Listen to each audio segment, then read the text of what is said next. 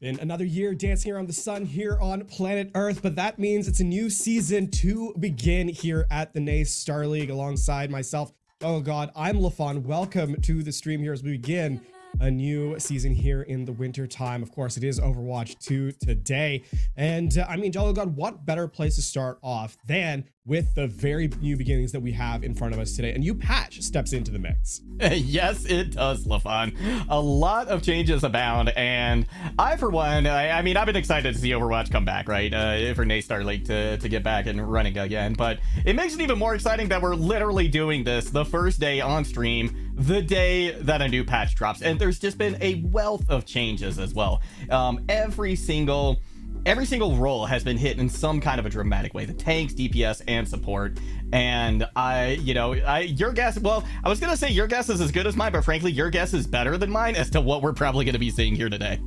I've heard that at least on the rumor vine, if you will, the grapevine, is that there are a bunch of changes that come through. A lot of teams experimenting with their roles, with their selections, stepping in. But before we get into the actual meta of things, let's kind of lay the groundwork for what this season looks like. Of course, as we are here with the first broadcast week of the NACE Star League stepping up. You can see of the schedule for today. We start off with Blinn College versus Truett McConnell here in game one, but there are 3 more games to come after that.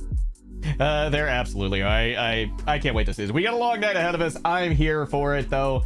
I can't wait for it. And a lot of these teams, we've seen them in the fall, right? Blinn College, University of Wisconsin Stout, Shawnee State, Mizzou. These are all teams that we've seen before and we know a little bit about. So it's going to be very exciting to see how they have adapted, what changes they have made during the winter break. Indeed. Let's dial in on our first match of the week, though, because this is going to be the one that leads off the stream, as it were. And we could take a quick gander at Blinn College, especially because this is a team that we hyped up coming in from last season specifically. They performed, yes. I think, pretty well during the regular season. Weren't quite able to reach the heights that I think they expected in the playoffs, but a couple of returning faces here for Blinn College. I'm keeping an eye specifically on Jinja, who is their tank player, and truthfully, Blinn College lives and kind of dies by the performance of Jinja and how aggressive they can be. You're absolutely right. And I'm excited to see Jinja again. Really enjoyed watching their play in the fall. In addition, though, Blinn College has a couple of new players, Hutch and Knuckle Bunny, both on support. So these players were recruited over the winter break. They both peaked well into the top 500. So this is, Blinn College was already a very strong school. And I think they're just going to be even more so moving into the season.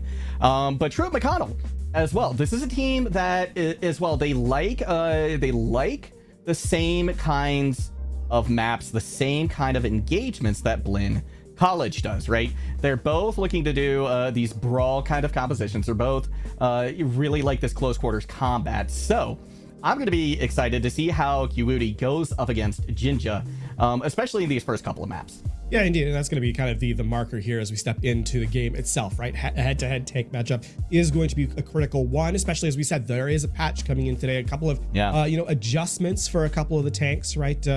Looking into, I think specifically we saw Zarya get nerfed, but Sigma got a little bit of a tune as well. Ramatra had some changes. Let's take a look, though, at where we're going to first, or at least the map pool, rather, as to where the action will happen. And this is the grand total of the selections available to everyone, right? Starting off on Control, we then move to Hybrid, Escort thereafter, and Push to close things out. And obviously a Control if required for a tiebreaker at the very end. But we do get to start off here on map number 1, Control as is custom, and Lijiang Tower. For those of you who are joining us once more this season at the NACE Star League, welcome back, first of all. But secondly, you will remember that Lijiang Tower was far and away the most picked primary map in the last season. In fact, I believe it came up somewhere around the 97% selection rate in the totality of the season, including the playoffs. So a very, very popular map. And as expected, I think we're going to have very, very set gameplays, right? There's not going to be a lot of experimentation, even as much as going to be a new meta. We expect to see the pathing and the rotations and the fight engagements to be about, pretty stable, and teams looking to take very qualified fights, meaning 5v5 head-to-head in the thick of things. You're absolutely right. And this map in particular, right? Lijiang Tower, my eyes are going to really be on Blinn College because this is one of their favorite maps. They even describe it as a comfort pick.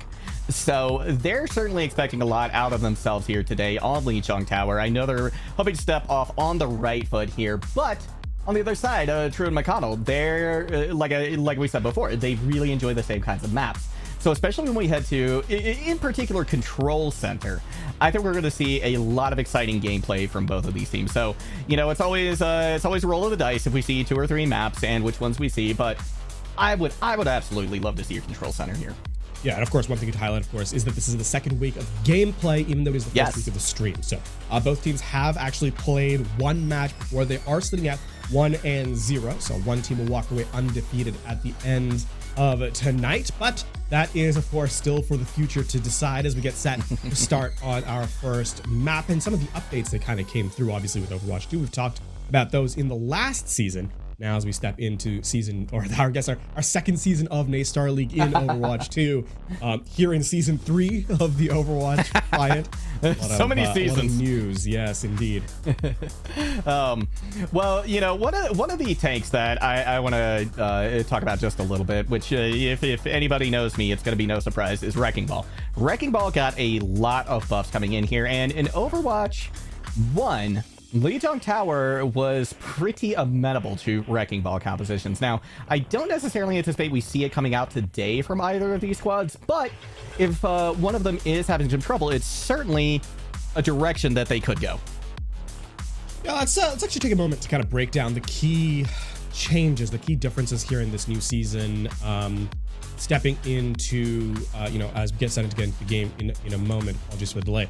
We'll get back to that, ASAP. But I think the Wrecking Ball is obviously a big one, right? A lot of sustainability, right? We saw the devs yesterday have that stream. They talked about wanting to have Wrecking Ball's uptime just be a little bit more frequent, right? Not needing to go for health packs nearly as frequently. That was the sort of the impetus behind adding the shields to Wrecking Ball's health pool. But we've seen Brawl kind of take center stage in the last little while. If we look at sort of the gameplay around Collegiate, right? You can kind of think back. So Ramatra kind of steps in a little bit. We saw Orisa take sort of center stage at times. Dive has kind of taken a back seat, at least here on the North American side of things. But with that change to Wrecking Ball, there is a possibility, though, as you highlighted between Trent McConnell and Blinn College. I think the expectation here is that we're going to see a lot more Brawl stepping in, maybe even the Ramatra, even as the nerf came through to his ultimate.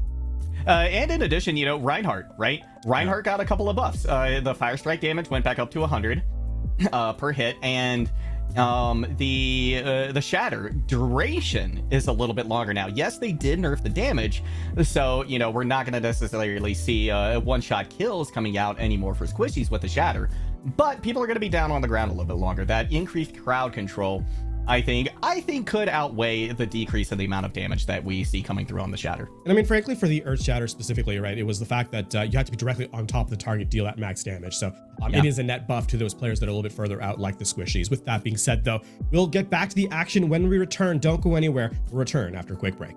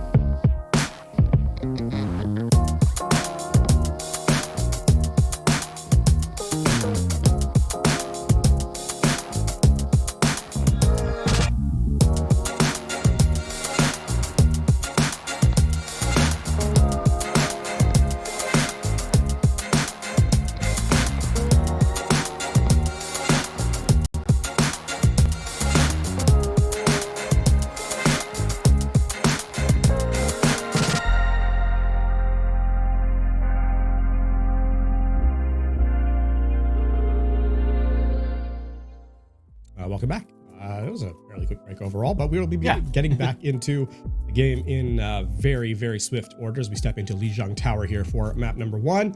And teams have not changed, which is a good thing. That would be pretty surprising.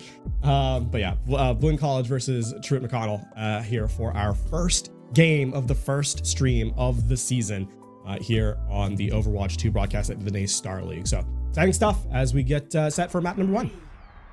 And the gates are about to open. We got a couple of Brawl tanks on the way. Of course, a quick TP out of point. That's going to allow Blinn College to get there just a little bit swifter. G.I. Joe Meerkat going down low very early on. That means Truett McConnell could have to back up just a little bit. Blinn College with firm control now over the point. Jinja trying to put in a lot of damage. There's that signature aggressiveness we'd like to see out of him, but maybe a little bit too much. Almost bit off more than they could chew. At this point, point's about ready to unlock, but Truett McConnell, they're making a mad dash now forward to see if they can get in there. Contest point just a little bit. Jinja able to take out Green Dude, and without those big heals coming out from the Baptiste, this point flips over to Blinn College, and they will take the fight win as well. That's good. That's going to be a very early setup now for Blinn College to kind of run through, and a big part of this is going to be on Swift, right? With Truett McConnell playing a front-to-back style, right? They have an Arisa, which is going to take sort of the point presence. Then they're followed up by the remaining 4 players, all facing forward. Blinn College, if they can sustain long enough to get Swift into position, right, to provide, harassment on the flank for those early cooldowns, then Truett McConnell going to be in a really awkward position, turning around and opening up Jinja to find so much more value. Speaking of, Jinja already to that annihilation. Immortality Field already had to come out as well, and we can see Swef up in the high ground as well. We're going to have the Annihilation online, so Jinja just going to try and chase down every single person they can. The heals were there, and Blinn cruises to another fight win. By the way, that was with the fact that Annihilation's ult charge generation got nerfed in this patch. It is, in fact, more difficult to get, and you saw how quickly Jinja was able to cycle that through. So we're already halfway through this round, and Blinn College has honestly not even really been tested in the early stages. Looking for an early aggressive setup now with the Kitsune rush from Kiwi, likely to be responded by Hutch. Yeah, we see at least the first one coming out immediately. Jinja once again taking the forefront with a pair of kills. Kiwi doesn't even have time to get out there Kitsune rush, but the silver lining, they'll have it for next fight. Yeah, but that's a 1 ult win. That's back-to-back fights with 1 ult. I mean, the pulse bomb was used, but we know how swiftly that generates. And now in last fight territory, Truett McConnell has to walk from, through a choke point into the overclock and the sound barrier to sustain as well. Blinn College in great position, I think, kind of shut this one down. Wow, and with Hutch hitting a couple of nice headshots on G.I. Joe Meerkat, things are going from bad to worse here for Truett McConnell. Blinn College having to back up just a little bit. Javelin spin comes out. Another nice pair of headshots from Hutch. These supports are living up to their expectations so far for Blinn College. Indeed. That fight entirely ends by Hutch, right? That's back-to-back fights where the Kiriko essentially shuts down the push, right? The first pick off onto the soldier, uncontested, of course, and then, in the end, still brawling out on point, not even really requiring to be healed. So Truett McConnell down 0-1 at the outset of this match, and we'll have to work, I think, overtime to return their favor, because we now head into a point that really doesn't favor them. Now is getting to guarding here. A lot of space needs to be controlled, and frankly, for Truett McConnell, they've struggled to kind of take position on the map. Blinn College has been setting the tempo quite excellently. They have, and to piggyback off the idea of map control as well. Well, we do see Swef going over to the sim, but that's just going to be to get out of spawn briefly. But having that tracer in the mix as well means you can cover so much more ground, so much more quickly, and set up a lot of different lines of crossfire. And Jinja goes over to the Winston as well, which is a nice look here. But the TP on the point is going to give Truett McConnell control of the point. We see Kiwudi trying to put a little bit of pressure on Jinja, but their health goes down so low, they're forced to back off once again. And now Blinn College is going to be able to kind of surround this point. Beautiful railgun shot coming out from Vader. That sets up the next dive from Jinja and the fight win. I mean, despite being the focal point of the damage, Jinja only goes down to about 400, right? So it doesn't take a whole lot. Meanwhile, the entirety of Truett McConnell falls 1 by 1. And Blinn College, seems to be a repeat of that last point, at the very least, in terms of the efficacy of their fight, timing. We'll see if they're able to get a pick off here. Truett McConnell needs to get an elimination uncontested, or Blinn College is going to be able to run through this one once more. They absolutely will. They try briefly to get a TP out on a point. Kiwoody taking a lot of damage, trying to move over bridge as well. Finds the Tracer over to the side, puts a little bit of pressure on Sweat, but they just teleport out easily. And once again, Hutch showing up in a big way in the kill feed. That's just, I mean, we talked obviously to Blinn College before the show, and they highlighted their backline as being sort of a difference maker coming into this season. And I mean, clearly it's paying off. It's only map number 1, of course, but Drew McConnell have been forced to switch compositions, and now, unfortunately, have the weaker composition coming in close. And on top of that, halfway through the round, don't have any ultimates. Yeah, they've swapped just about everybody over. They're going for a much beefier backline now, right? Something that can put forward a lot more healing. We are going to see Swef going down, but a flurry of kills gives this fight once again to Blinn. That unfortunately is the first elimination that Blinn College has given over. Yeah. In this round, or in this map even. So Drew McConnell, one final fight, perhaps 80% or 75% and counting. Is Drew McConnell still looking for any resource to punch their ticket through? Meanwhile, Blinn College sitting up with 4 ultimates here. I mean, this is going to be an explosive one, and Blinn College has all the tools they need to close this out. That they do. They've got a win conditions. They've got backup win conditions. The Kitsune rush is already out. Knuckle Bunny does find G.I. Joe Meerkat. Again, one of those support phenoms from Blinn. Primal Rage nets a kill as well. 97% on the board. I don't think we're having a touch. In Blinn College showing dominance early on here in Lijiang Tower. Yeah, that's 200-0. By the way, 1 elimination or 1 death, I suppose, across the entirety of that map. And this is Blinn College as we expected, right? This is a team that came in last season with swagger, looking to kind of cement themselves as being a top contender in collegiate. They fell by the wayside a little bit in the playoffs. They weren't quite able to make it as far as they would have liked. I think they're stepping back in this season, though, with a vengeance, trying to reclaim ground as a top team in this level of play. And at least at the outset of map number 1, have looked phenomenal doing so. They really have. Barely broke a sweat, honestly, is what it looked like to me. So they're certainly meeting and exceeding, I think, expectations, at least early on here in the spring season. So now the impetus is on Truett McConnell. Where do they take us next, right? Where, because they need to change something up, right?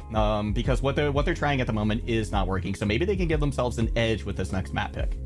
I mean, the expectation, unfortunately, is that we're going to go to King's Row if history is any sort of saying in the scheme of things, right? So, the continuation of the series is really going to be dependent on, I think, finding space to work. Well, one thing we kind of noticed on Lijiang Tower is how much map control Blinn College contains throughout the entirety of the fight, right? We saw, I mean, let's draw back to that play of the Kiriko of Hutch, on that off angle, taking out the soldier, right?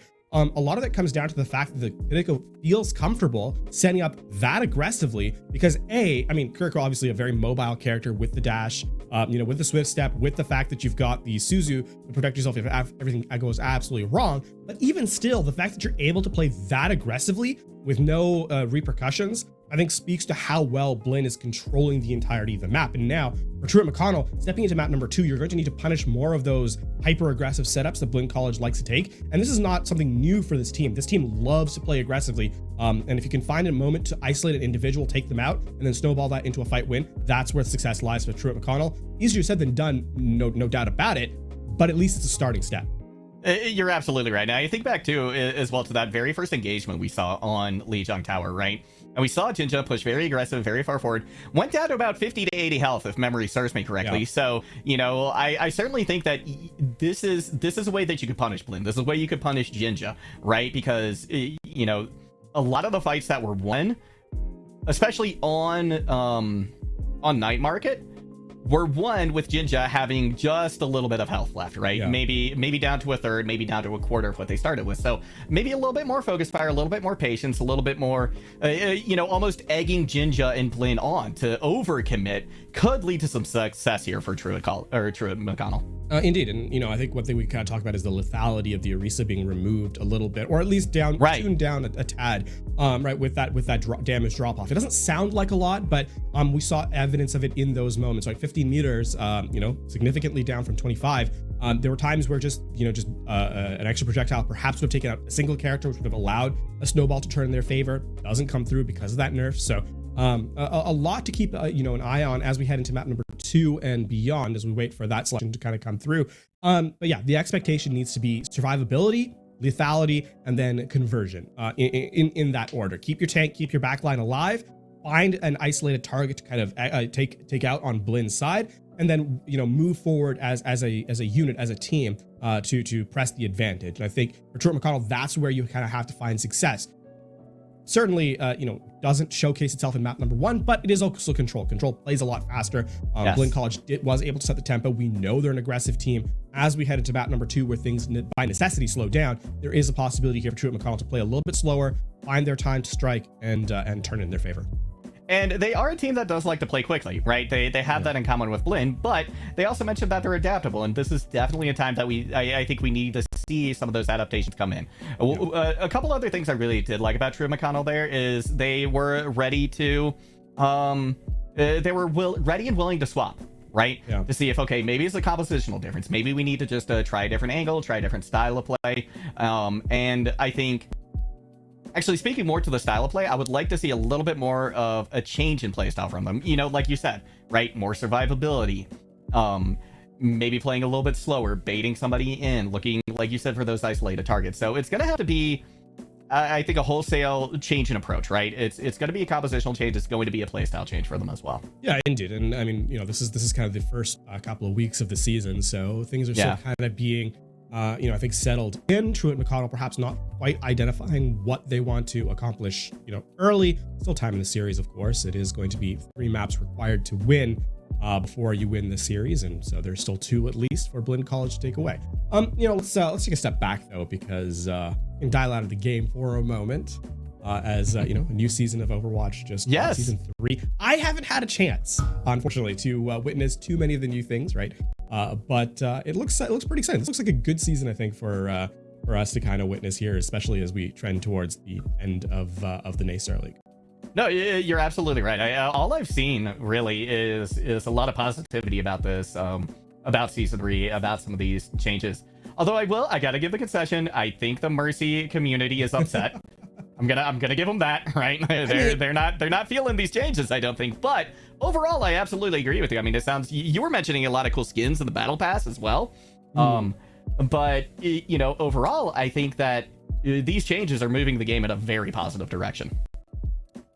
Wow, look at that! I am Apollo, Oracle, other prescient individuals throughout history. King's Row is map number 2.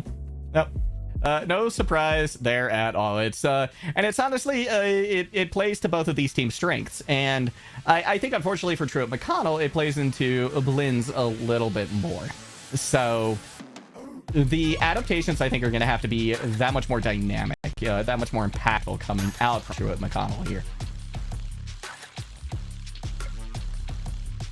The opportunity certainly lies. Wow. This opportunity is the wrong word. The expectation lies in Truett McConnell's court because it is their map selection, right? Yeah. But I believe the opportunity lies in Blinn College's hands here. This is the awkward thing about going to an expected map. Not really an unpredictable look, and so that means that we expect the team that performed very strongly in the first one to continue their showcase here. And I think, in as much as this is Truett McConnell's pick, it is Blinn College's map, if that makes sense. Yes. Right, stepping in. So Truett McConnell definitely have a lot to kind of showcase here to prove that they have an opportunity to equalize the series one apiece. Absolutely. It's definitely going to require, I think, some more patient play from Truett McConnell, right? Because you need to get some of these players into disadvantageous positions from Blinn College, right? You need to look for those opportunities to prevent themselves, or similarly, just find a way to generate them for yourself too. Jinja getting a little bit of early information. Woody trying to move around the statue, but not quite finding what they want. Putting in a little bit of damage at this point. Jinja, though, not looking like they're too worse for wear. The shield's getting a little bit of cracks in it at the moment, but nothing significant. Now, Jinja going down to about half health. They're going to have to fall back, especially considering that shield is about to break. G.I. Joe Meerkat going down low, but the same can be said for a lot of the members of Blinn. And now the point has been cleared off. Jinja regains a little bit of shield health, pushing out pretty far forward. Now Impulsi going down incredibly low, getting healed from their team. Immortality Field has to come out as well. Jinja going down low again, forced to go up to the high ground, but a minute has already been burnt off the clock here, LaFon. The problem is this is, the longer this takes, the less it favors True McConnell. Ultimate's just going to start coming online, and there, that spam comes in. Sweat finds one, and that'll take the fight on its head as Blinn College will walk away. That's sort of just a sustain long enough until you get resources in, and we're actually seeing one of the nerfs step in here as well. Wow. Big shatter. So that fight would have been ended a lot quicker had the previous Junkrat mine come through, right? Yeah. The AoE difference here definitely making an effect. Impulsi was able to survive for a lot longer. Unfortunately, all that does is just waste Trip McConnell's time, and they only have 220 left. And so far they really only have, they've got a couple of ults on board. Hutch going to be popping theirs first. So we've got a raceway down the middle of the choke. Yehudi now pushing in aggressively, but they're going to be stopped in their tracks after the DPS again for Blinn College find the eliminations.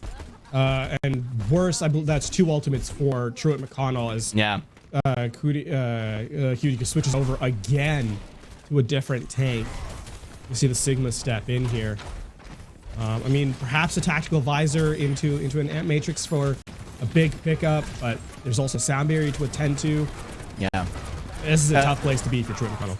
It certainly is. Jinja coming in with a big fire strike as well.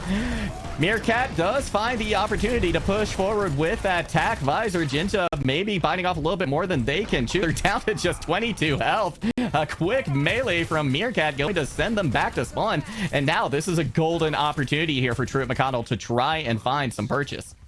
Yeah, I'll have to backstep just a little bit with the resets kind of coming in time. Overclock set for Vader, but this is a lot harder of a setup for them. Obviously the shield for Hudi, and of course just a kill straight out. That is fantastic for Truett McConnell, taking out one of the biggest win conditions there for Blinn College. Hudi now with firm control over the point. They're going to get a second tick on board, possibly a third. We've got Jinja now trying to put some pressure on point, trying to hold on to it as hard as they can. A lot of damage coming in, though, from Impulsi. Immortality Field has to be put out again. Swept finds the kill, though. That's going to be the crack, the beginning of the end for this fight. And now we are looking at last fight territory here for Truett McConnell. And unfortunately, that was Truett McConnell investing the last couple of resources that they had. And with 30 seconds left, Blinn College is going to have the advantage. No question. I mean, the overclock was deadly before. Now it's even more scary as the window comes through. And Truett McConnell makes another switch on the tank roll. That they do, but they're going to have a little bit more survivability here on point. I say that, but the fire strike from Jinja disagrees. 8 seconds left to go. Everybody hits the ground for Truett McConnell, and they got 2 ticks on the board. There is a win condition out there for Truett, but it's going to have to be a stellar hold on first. Indeed. And I mean, here for Blinn College, this is looking mighty impressive, right? Their performance here. If anything, I think this is Blinn College playing a little fast and loose, right? With their spacing, with their map control. Even sometimes over aggressing beyond their limits. So it's tough here, right? Truett McConnell, the elements that have been in their favor have not been infrequently enough to really find an established win condition. And now Blinn College, all they really need is one true fight win to take this map away. Exactly. And I do like the composition that they're showing coming out of spawn right now. There's a lot of sustain here, a lot of health, and in addition, a lot of spam, right? Having Impulsi on the Junkrat, Meerkat on the Bastion, that's going to make Jinja's job very, very hard. And like we said many times before, we know how aggressive Jinja likes to be. So putting a couple DPS like that in front of him might make the difference, might mean that Truett McConnell can hold on long enough. That is kind of what they're banking on, I suppose. Keep an eye out on Vader. Strong hit scan, but has been somewhat quiet, I think, this series. Mostly because hasn't really been required to pop off in a big way yet. Yeah. Nice javelin, gonna knock back Jinja momentarily, but trying to push through choke now. The shield goes down very, very low. So Blinn having to rethink this. This is a dangerous moment. That cooldown is so big with no configuration left. TrueMcConnell will have no damage throughput. Exactly. Now we see a big push coming onto point. Jinja with a pair of kills. It's gonna be Fader fighting one on an off angle as well, and quick as that, that's gonna be Blinn College taking the fight and taking the map. And a 2-0 series lead, putting them at match point. There it is. And I mean, listen, this is how they started last season as well. Very, very confidently. We'll see how well they're able to close out the series, perhaps, as they do have one more to go to try and take this one away. But Blinn College, yeah, the expected showcase here from them early in the season. Yeah, absolutely. Definitely more of what we've come to grow, what we've grown to expect from Blinn College. So, you know, one of the things that I think we have to say about like some of these over aggressive teams, right, is when they run up against when they come up against another team who recognizes this and can take advantage of it, things can fall apart for them very quickly, right? Yeah. You know, maybe that happens here today over the next map or 2 or 3. But certainly looking forward into the season, I think that's something that a lot of teams can look at and be like, okay, this is something we could exploit here. But you're only going to be able to do that if you can sustain for all the damage they put in. Yeah, I mean, we're also getting an early taste of what this patch might look like, you know, moving forward. Blinn has obviously favored, you know, the Reinhardt in the past. We saw a little bit of the Ramatra, so they're playing to their strengths here, certainly. But beyond that, expectations for the rest of this series, I think, has been sort of level. TrueMcConnell will have to respond in kind, because if they want to keep their flawless run going here in week 2, they'll need to perform a reverse sweep to take down Blinn College. Otherwise, it is going to be Blinn walking away with a victory. We'll have to see how the outcome of the match performs as we return from a quick break. Don't go anywhere. The rest of the series after this.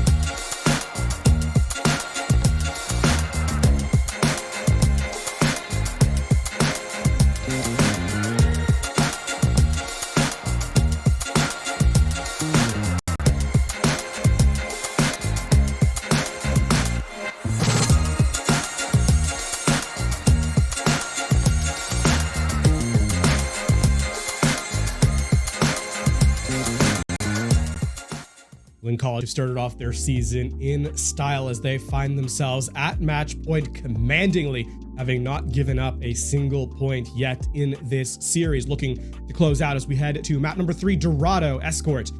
Troy McConnell picks this one, and I mean, it's going to have to be a massive turnaround for them here if they want to try and keep their series alive. It absolutely is, and Dorado does signal kind of a wholesale shift in terms of map style, right? This is one where the high ground it's omnipresent and it's very, very important, right? And we really haven't seen that so much in our first 2 maps. So we could see some more dive tanks coming out. We did, of course, see Winston on Lijiang Gardens. But moving into Dorado, I think it's absolutely a very strong option here, especially considering all of these changes that have come in. It's at least, I think, worth experimenting with. Indeed. Well, this is going to be an opportunity to see how, it's as much a learning pace for us as it is for the teams in server, right? A new game, or a new patch, not a new game. A new patch comes in today, right? We had obviously the predicted patch notes coming yesterday, but trying to theory craft what kind of steps into the server is very difficult. Plus the practice that teams have already done in the past. So all of that kind of blends together and getting a chance in real time to see what sticks. Highlighted, I think right now is that there have been 2 picks, at least on Blinn College's side, that have remained fairly consistent, right? That being the Sojourn and the Kiriko. The Lucio obviously stepping in as well by Knuckle Bunny, who's been fairly ever present. But despite that one fight where Hutch switches over from the Kiriko over to a Baptiste, it's been 3 pillars of the team kind of staying the same. You're right, and with such consistency around those 3 roles, it's hard to not find success, right? The DPS, of course, very, very powerful, but in a lot of ways, they're there to secure the kills, right? And with such a strong foundation in Blinn's backline and frontline, that just makes their job so much easier. And, True McConnell, they're going to have to, I think, try to take down one of those pillars in order to find success here in Dorado. Indeed. Now we'll have to wait and see which side kind of comes through. I believe Blinn College is on the defense here, but one thing to kind of note, obviously, is that there's multiple defensive setups that Blinn College likes to take here on Dorado. We've seen them play a very aggressive style through this houses right in this choke point, dropping down for early damage. They've played, that secondary choke point before. As they've kind of opened up on the Winston, though, I would expect to see a much closer hold here, at least from Jinja, with Vader and Swift kind of putting spam damage in on the Junkrat and the Widow. Early dive coming out to try and contest this high ground, but Jinja didn't seem to care at the moment. Is able to push Kiwudi back down to the low ground.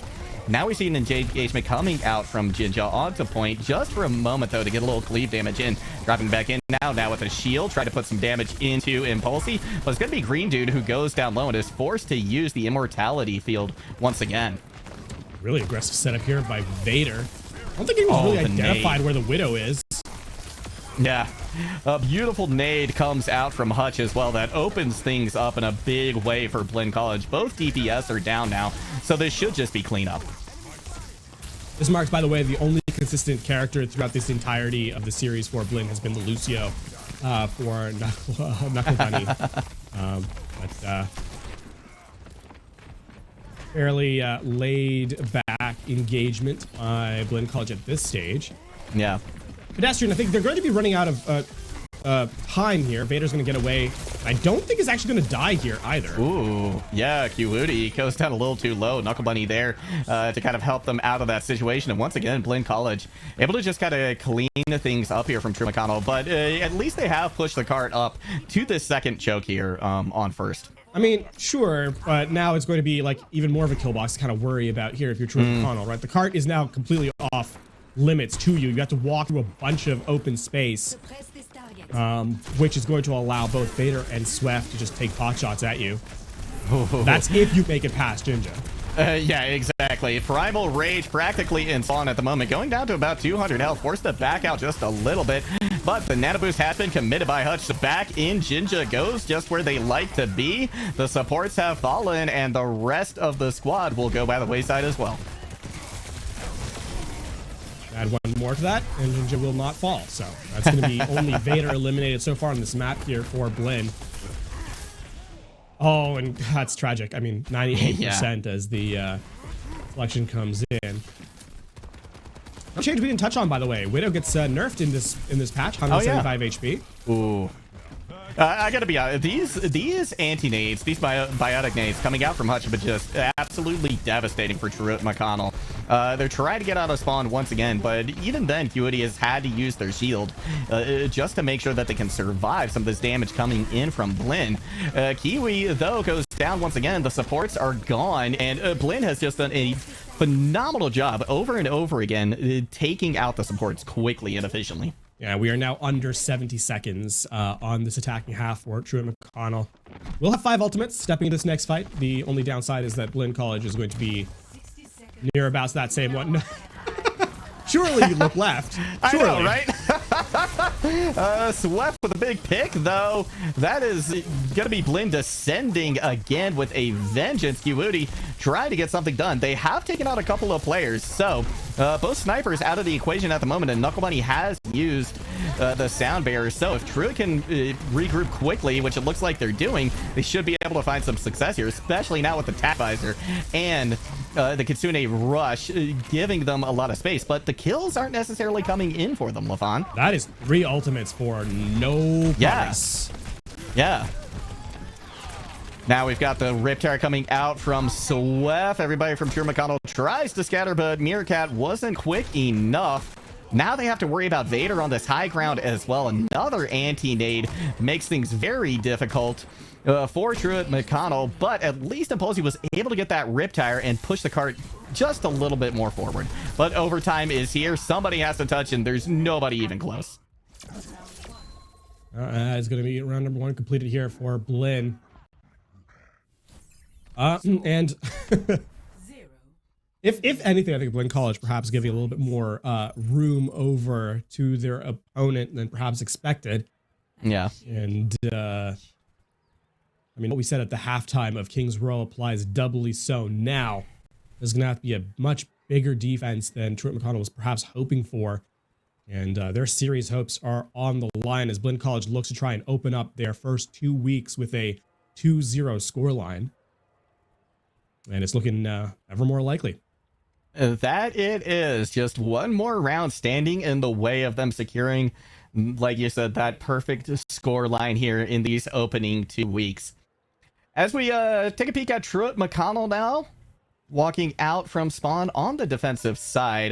We got the hit scan coming in a pretty big way here, with the soldier and the Sojourn. Kiwudi, of course, on the Winton as well once again. So I like what I'm seeing so far from it. It's just going to be a matter of whether or not they can execute this.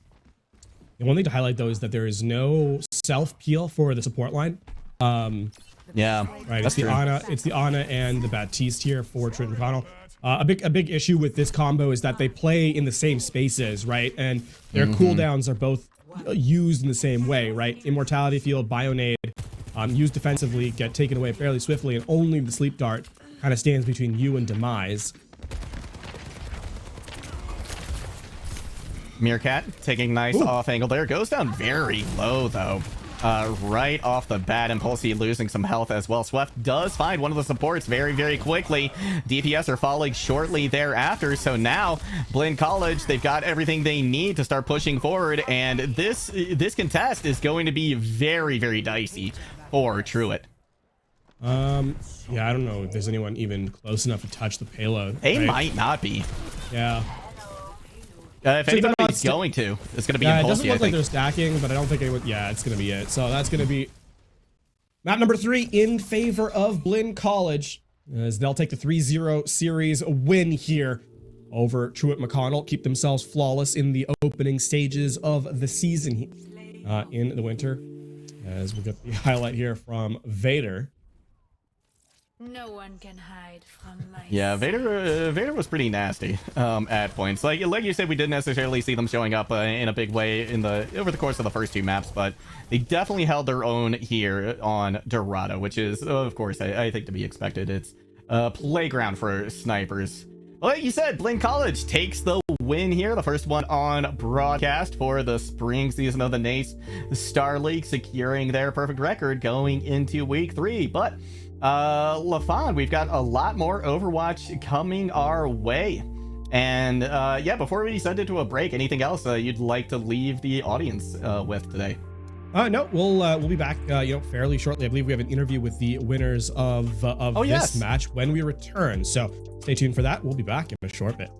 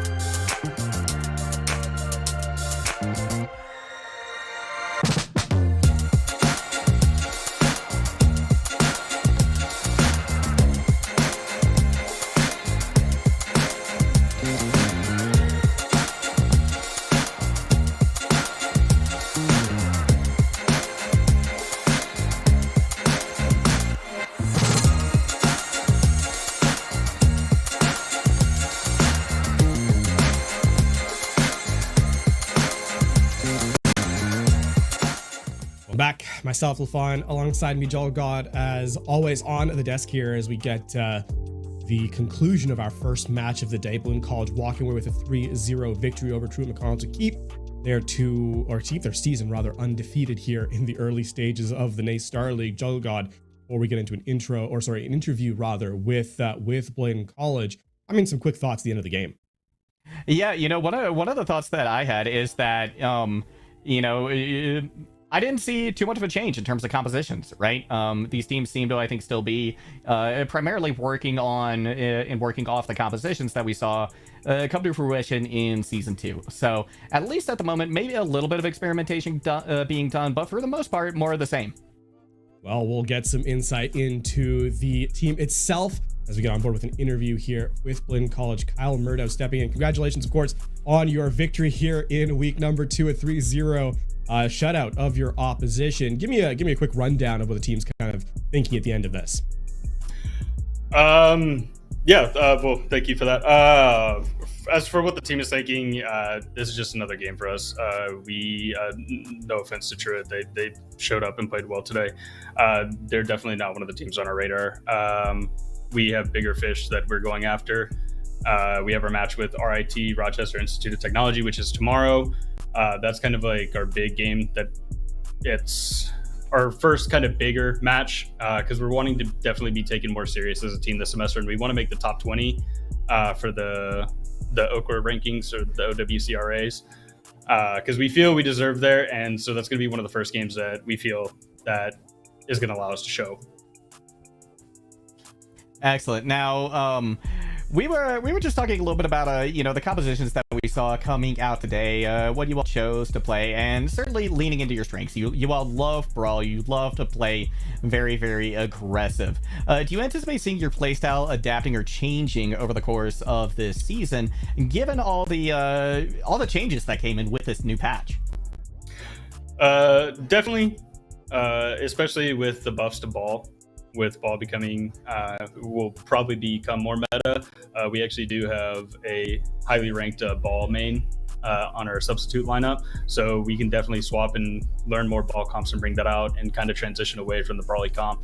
While my players definitely prefer it, it's definitely not something that we can only play. We are more than capable of swapping to dive, swapping to spam, whatever it is, however the meta changes, we will follow. Fair enough. I mean, one thing we got to talk about though is we saw you last season stepping in, right? Coming in, we highlight the fact that your team identity, or at least you guys talked about your team's identity being based around your main tank last season. Has that been an evolution coming in to this season, trying to widen the stance of your team, or are you still kind of going all in on having that leadership front line and making things kind of follow from there? So we have transitioned away from that. We're not as reliant on our main tank as we were. Previously, he's a 4-5 main tank. Is a lot higher than the rest of the team. Going into this semester, though, that's no longer the case. We have a 4-4 flex support. We have a 4-3 main support. We have a 4-2 flex DPS. Like, our team has never been higher ranked and never been closer to him skill wise, and so now we're kind of able to play off other people's strengths because it used to be we had to play off his strengths so much because we were overcompensating for our weaknesses, but we don't have as many weaknesses this semester, so we have a lot more strengths, especially in the support line, so we can kind of flex and play more different styles. Excellent. Well, before we let you go, any shout outs that you would like to give to anybody watching today? Just to all my players. They show up every single day, and I couldn't ask for a better team. All right. Thank you so much. Once again, congratulations on your 3-0 victories. You start off the season flawlessly. We'll look to perhaps have you back on the broadcast in the future. But with that said, that is our first match of the day completed here. Lynn College walking away with a 3-0 shutout over True Connell as they start off their season in style. We saw, of course, they've made a team, or they're making a team rather they'd like to contest with the best of the best in collegiate. Speaking of, there is still more Overwatch action to come when we return. Game number 2 here at the NACE Star League.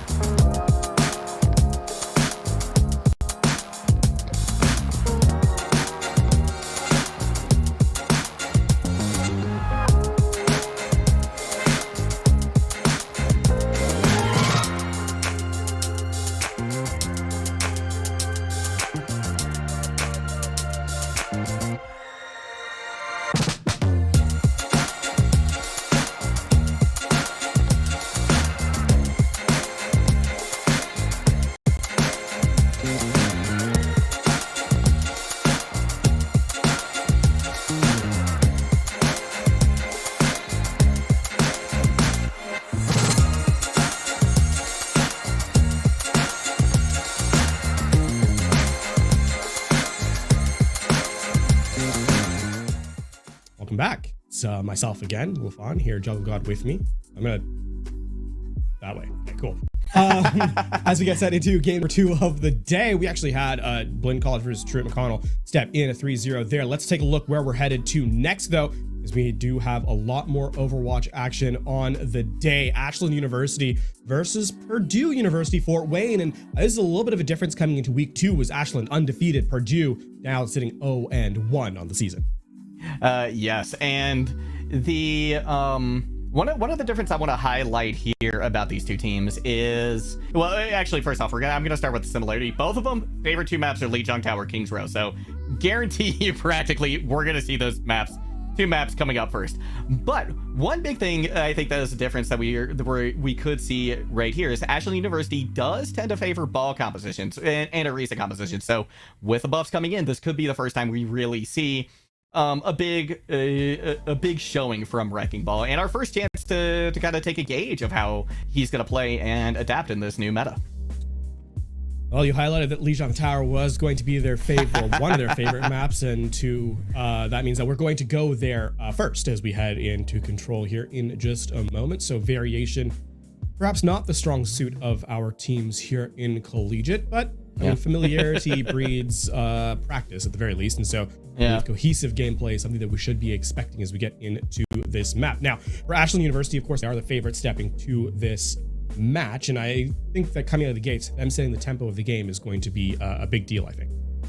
You're absolutely right, especially if they decide to go the way of the Wrecking Ball composition, right? Because they're going to be able to take a lot of positions. They're going to be looking to surround the other team and then just to settle them. So a lot of that impetus is going to be on them if that's what we see coming out from them. Now, on the other side, Purdue University Fort Wayne, they really like the Ramatra compositions, and it's very likely we're going to see Ramatra played practically all the time here today from them, as well as Sojourn. So this will be interesting too, because Purdue also tend to like to play a little bit slower, and talking about these Wrecking Ball compositions, right? If they do take a lot of space, they do get a lot of angles, but one of the other things is they do have to play kind of slow as well. So really interested to see how these two teams go up against each other in terms of tempo, especially. Oh boy, this is an interesting look, actually. Dive versus dive, but obviously a lot more disruption on Ashland's side. There's that first look at the Wrecking Ball, and already the back line, making Rin and Grognog's life miserable, as they'll cancel this first dive from the Winston. Yeah, Varsity going back in at about half health right now. The hack comes in onto Banana Man, so they're in a little bit of trouble. They're going down very, very low, and as a matter of fact, we're able to finish them off. Now Varsity recognizes there's blood in the water, forgets the grapple is not quite back yet, and finds himself off the map. I guess no, credit goes to Grognog there for the boop, but first point firmly in the hands of Ashland. I mean, said Banana Band's right back, and Vasky's not. So I think this is going to be a quick flip. Perhaps the contest is there in time. Purdue need to find a pick-off here. That they do. Vasuki has, I believe, found their way back into the fray. Memes goes down, though, because Purdue absolutely did have the impetus there in this fight. They were able to get better positioning on the point. Now, Ashland looking at the deficit in terms of players, and in particular, both support. So there's going to be a tough ask for them, but they have started to equalize things. Vasuki and B1H combining for a pair of kills there. That's going to allow them to, if nothing else, at least hold on to this point longer, and will absolutely result in the fight win. The downside to that is that Purdue do not flip the point over at any time, and now Ashland get a real start or a real ability to lead the lobby now in percentage gains. Focus fire needs to be better from Purdue. They're going to make some switches now on the DPS front, as well as Banana Man going over to the D.Va. Perhaps a little bit of damage coming in. Look at this minefield to close out this choke. Oski sees one lined up. That they do. They're going to go in, drop the minefield at the choke. Banana Man going to have a hard time pushing through that. They're going to try and clear the mines fairly quickly. So maybe not quite as much trouble as they had hoped.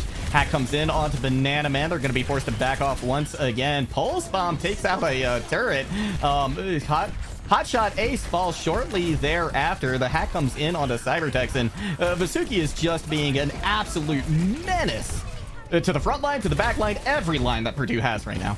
A little play there from Vasky is that the knockback from the Wrecking Ball came in, kept the Lucio in the air long enough that the focus fire onto the D.Va was in time before the sound barrier was able to land. So The tank player showing up in a big way once more for Ashland, and I mean, this is final fight. 5% left. Somebody's to touch the objective.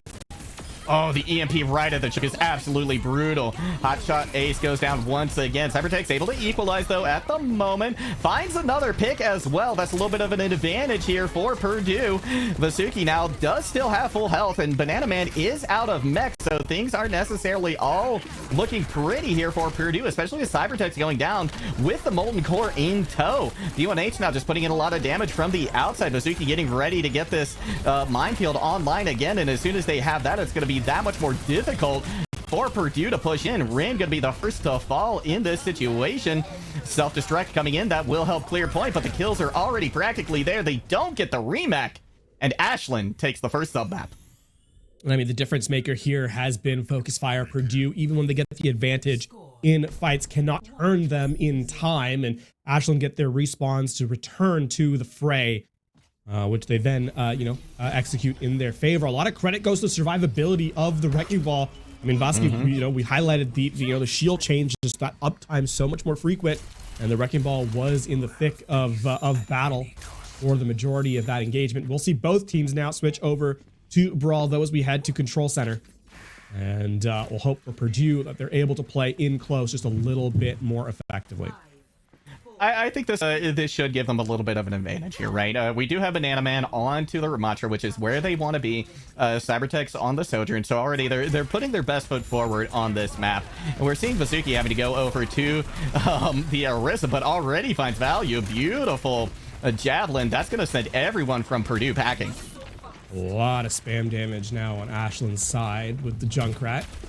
I mean, even with the Javelin getting that final blow, you can see that B1H is the one who had the majority of the throughput. Yeah. And I don't envy Purdue's DPS, right? They have to survive against all this spam. Yeah, exactly. That's a pretty tall order, especially considering Ramatra doesn't necessarily have the best shield in the game at the moment. A lot of pressure, though, being put on here by Purdue.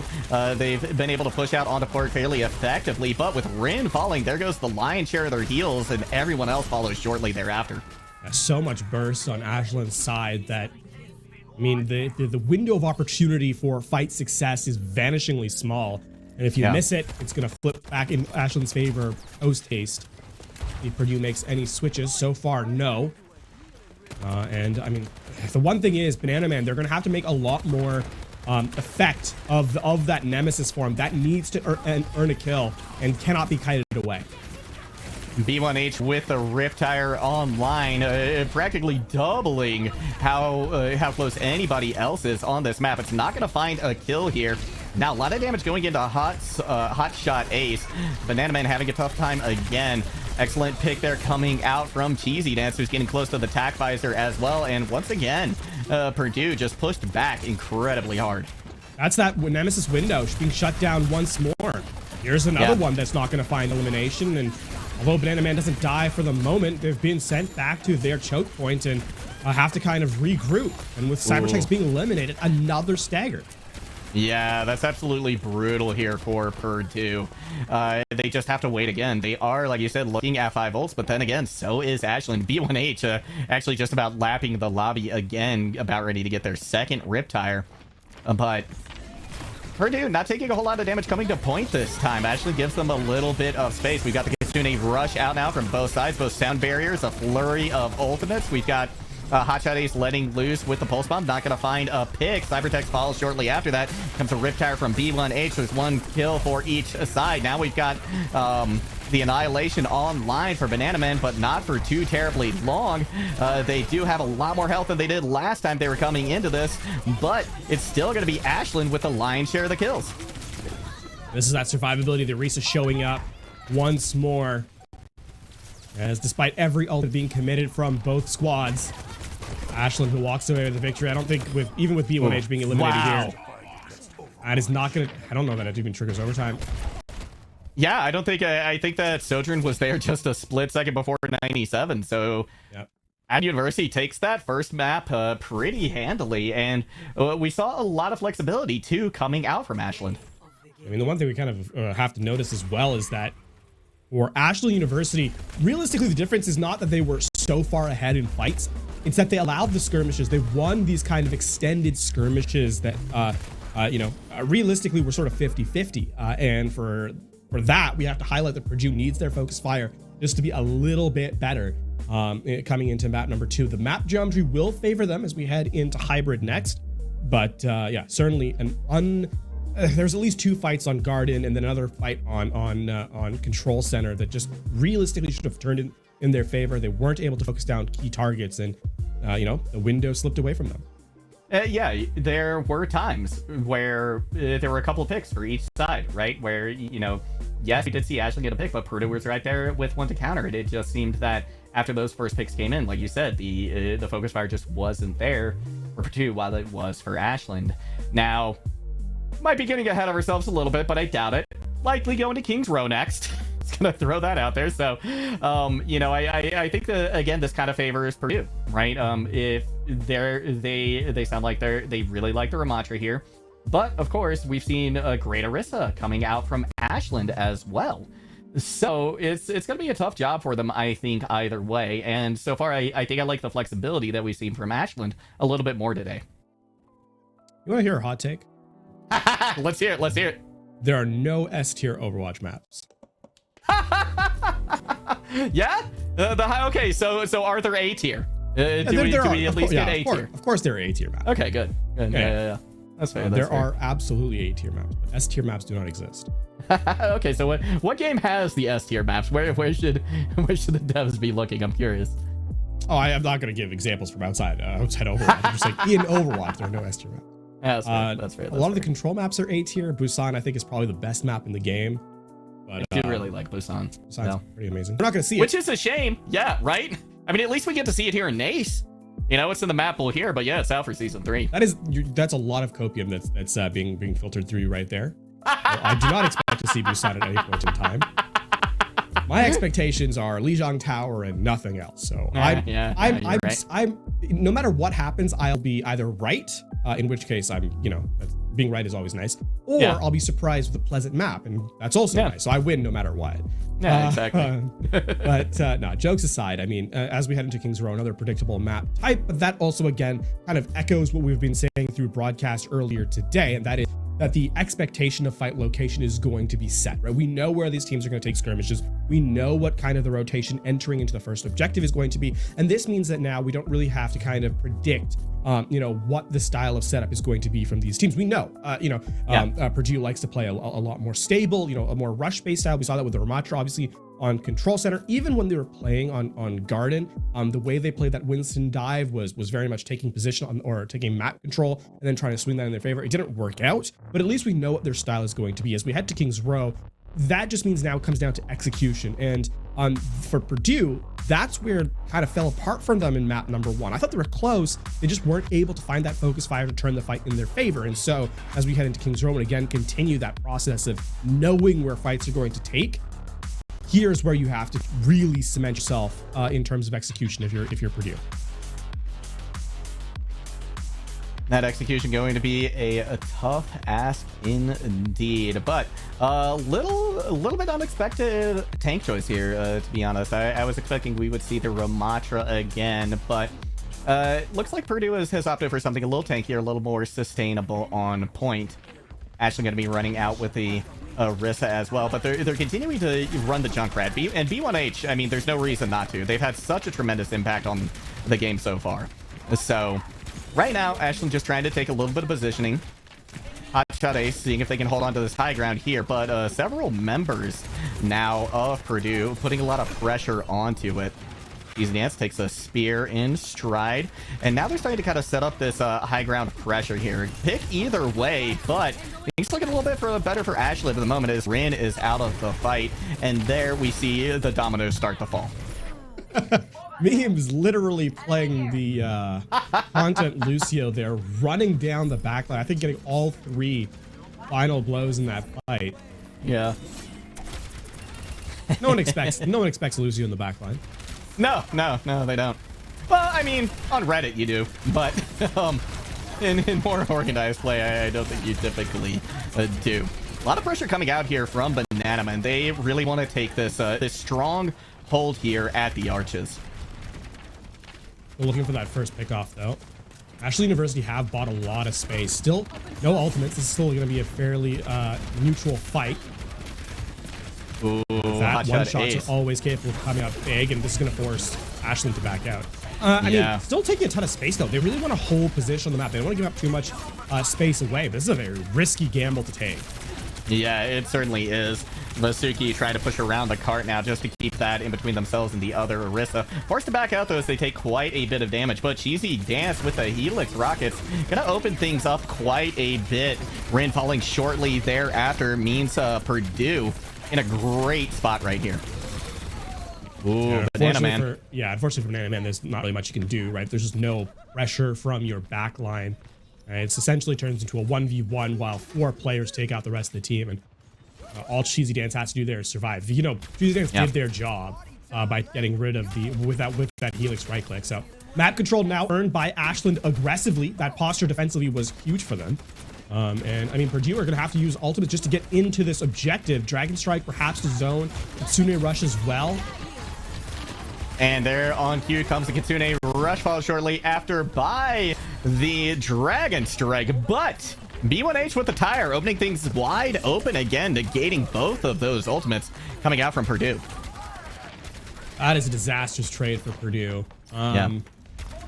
Riptire is such a cheap resource. You can think of it much like a Tracer's Pulse Bomb, and to have it essentially entirely nullify both the Kitsune Rush and the Dragon Strike. I mean, the Kitsune Rush, especially a high resource utility. That's going to be the second point earned. And especially considering Ashland is coming in now with both of their support ultimates, right? Yes, Purdue is going to have the sound barrier, but it's gonna have to do a lot, right? It's going to have to get in the way of so many different things. But with memes going down, things could go a little bit better here for Purdue. We're going to see a pretty big aggressive push now coming out from them, pushing Ashland back as far as they can. But to Ashland's credit, they kite away very effectively. I mean, that's not a great trade for Purdue. Yeah, they're going to be forced to return to... That's tough. Yeah, that absolutely is. Sound barriers on both sides. Revelia still holding on to the Kitsune Rush, was a little bit surprising, but they appear to be getting the job done as Purdue loses their main tank, that tip of the spear. I mean, that all stems from the Fright Fire, where, you know, despite losing a player, Ashland still get a free ultimate away with the overclock, and Purdue have to commit everything and they lose out. So Ashland, despite losing Cheesy Dance, have not really given up much in terms of map control. Look, they're not really backing away, at least not too swiftly. And now Ashland, I mean, they still have the Kitsune Rush to return. That plus the attack visor could be absolutely brutal here for Purdue. We're gonna see Vasuki start to push in. Now they've decided that this is the moment to strike. Here comes the Kitsune Rush and the visor, and there's just no dodging any of that. The kills coming hand over fist here for Cheesy Dance, keeping everybody at bay and just allowing this card to move ever so close to completion. I don't think anybody even gets a touch. Nope. Oh, not with the that gatekeeper.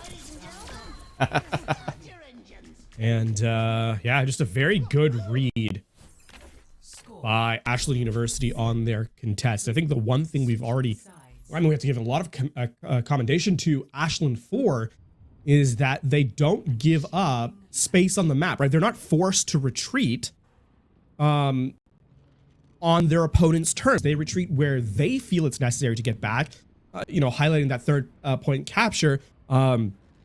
They lose one player, they back around the corner, the overclock gets entirely wasted. And then if you contrast that with the second point, like that archway right after first, right? Where the Orisa just holds the archways, and there's Purdue can't really punish, and they don't ever lose tempo in the fight despite losing a player. So, I mean, Ashland, that has been the driving difference maker here in map number 2. It's a very different style than the opening frame. And yet entirely, I would argue, more effective than their performance on Lijiang Tower. That's a really good point. You know, they looked fantastic there, and a lot of times I think we see teams that excel on control points then maybe have a few missteps when we move to a hybrid or escort, but that absolutely was not the case here. And now Purdue would, how do they break through this? Because there's been so many problems, I think, from Ashland that they just haven't been able to address. B1H, Cheesy Dance as well. It's been very tough for them to get any kind of purchase here, but Banana Man gonna move in very aggressively, thinks about going through Hotel, but instead decides to push directly to point. Already used just about every single one of their abilities and resources, save for the Javelin spin, so not too much to keep them up on point, but they have definitely very successfully pushed Ashlyn back towards their choke. But now Vasuki pushing back in, just enough time for B1H to find the value that they need. 2 kills picked up very quickly, sending Purdue back. Now you can see all Varsity is doing there is buying time, right? Forcing Banana Man to step a little too far forward around the corner. And that opens up the flank angles through Hotel for B1H. And then the DPS are left sort of isolated with that spam damage throughput. And I mean, it continues. Banana Man, look at that. Way far forward. And B1H already on the flank, just trying to provide a lot of damage. Yeah, just a beautiful map awareness and control coming out from Ashland University. Now, big aggressive push comes in from Purdue, but they're going to be punished for it once again. Hotshot Ace, nowhere to be found. B1H takes a little bit of damage, but the sports peel for them very, very effectively. And they're able to still get in quite a bit of damage over to Banana Man, who's trying to find purchase on point, but just getting pushed back every single moment. Every time they try to push forward, there's something else. This time it's a Kitsune Rush. Memes as well find Cybertex in the meantime. Purdue trying to stay alive. Banana is seeing if they can get back through this choke, but being body blocked by Vasuki. I mean, that's half the time bank elapsed as well. Remember that Ashland took this point in basically first fight fashion. And, I mean, Purdue, they have tools to work with, but it's not going to be cheap for them. And there's no guarantee that they actually win out this fight. So we have very critical engagement here. Sound barrier comes out for both squads almost immediately. We do have the overclock as well from Cybertex. That means that Ashley gonna have to make sure they're not in any of those big dangerous sightlines. B1H still coming up with a kill.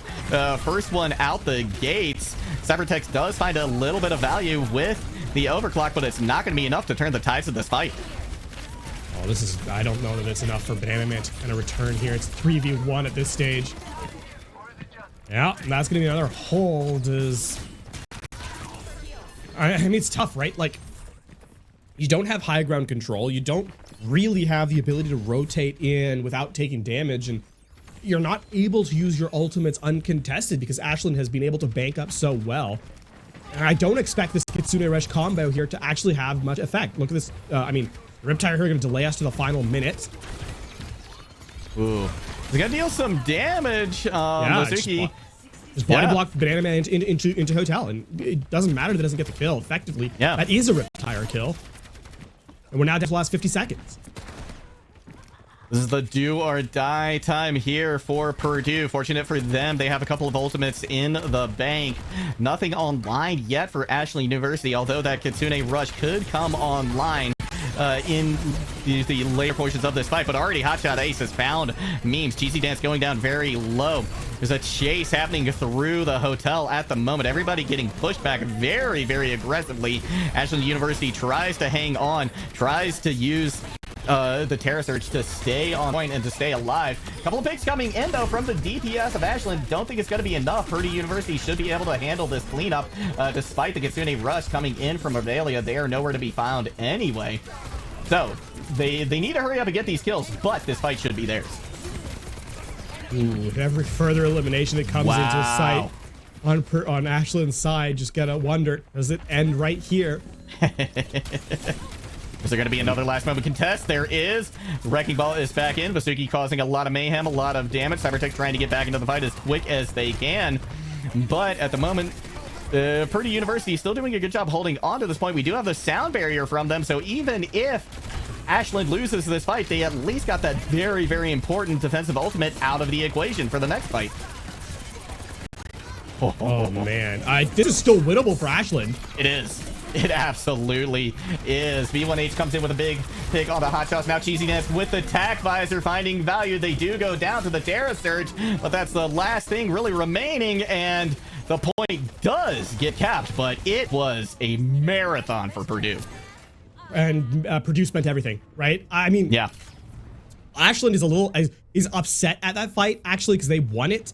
But the Tracer and the Kiriko stepped off the point just long enough, and Banana Man was the only one on the point to keep that one contested. So, I guess a technical C9, if not a realistic one. Purdue though, this is nigh unwinnable for them. They need to be perfect from here on out, and they have nothing here. Right, that is very little time in the bank, to say the least.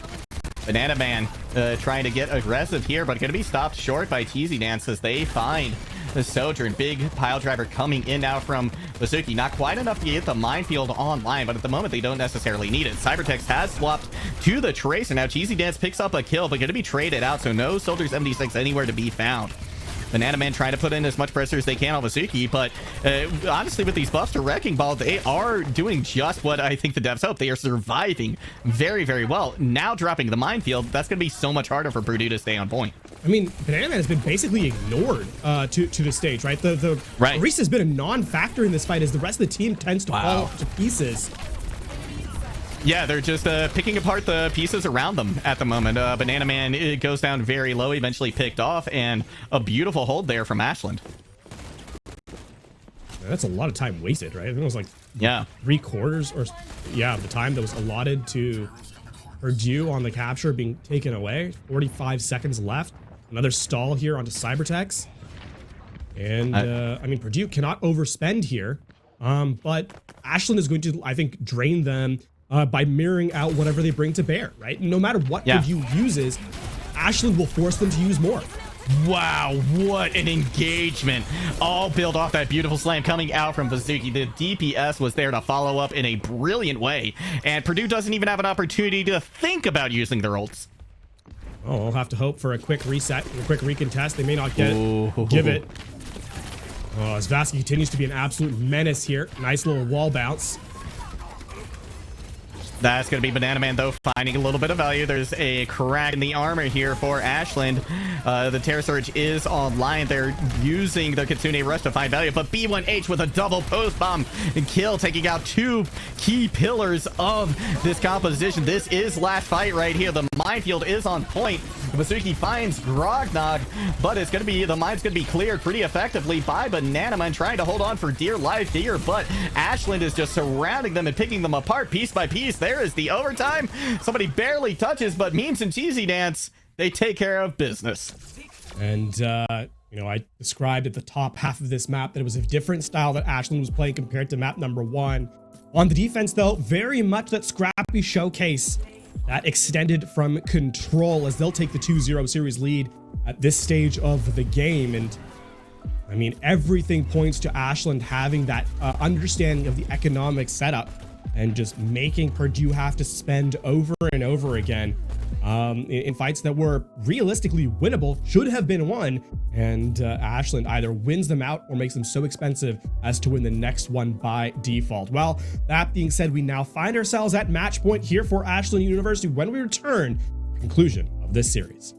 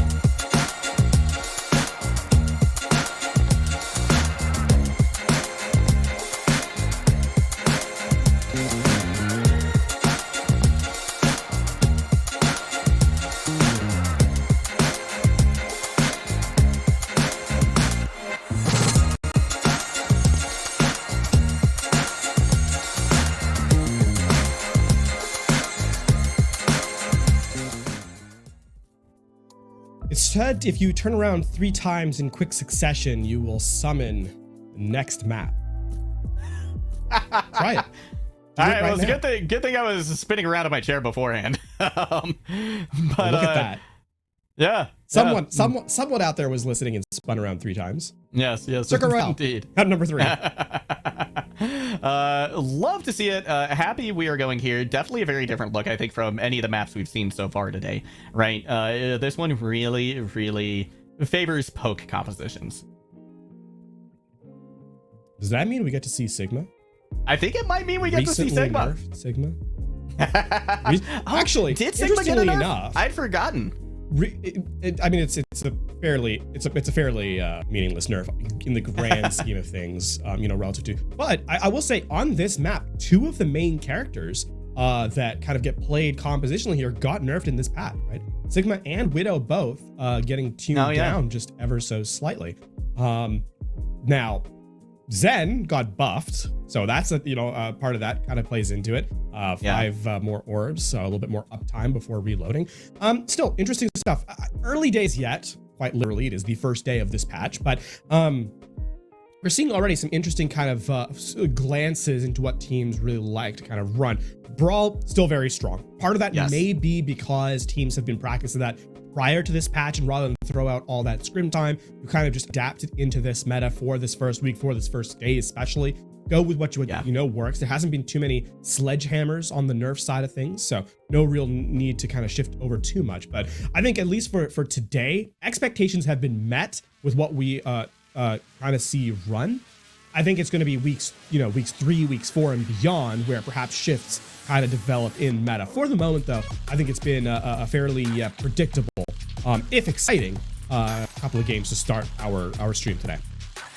They definitely have been. I like that we've gotten to see several different kinds of compositions throughout the course of these 2 games so far, and we're going to get to more than likely see another.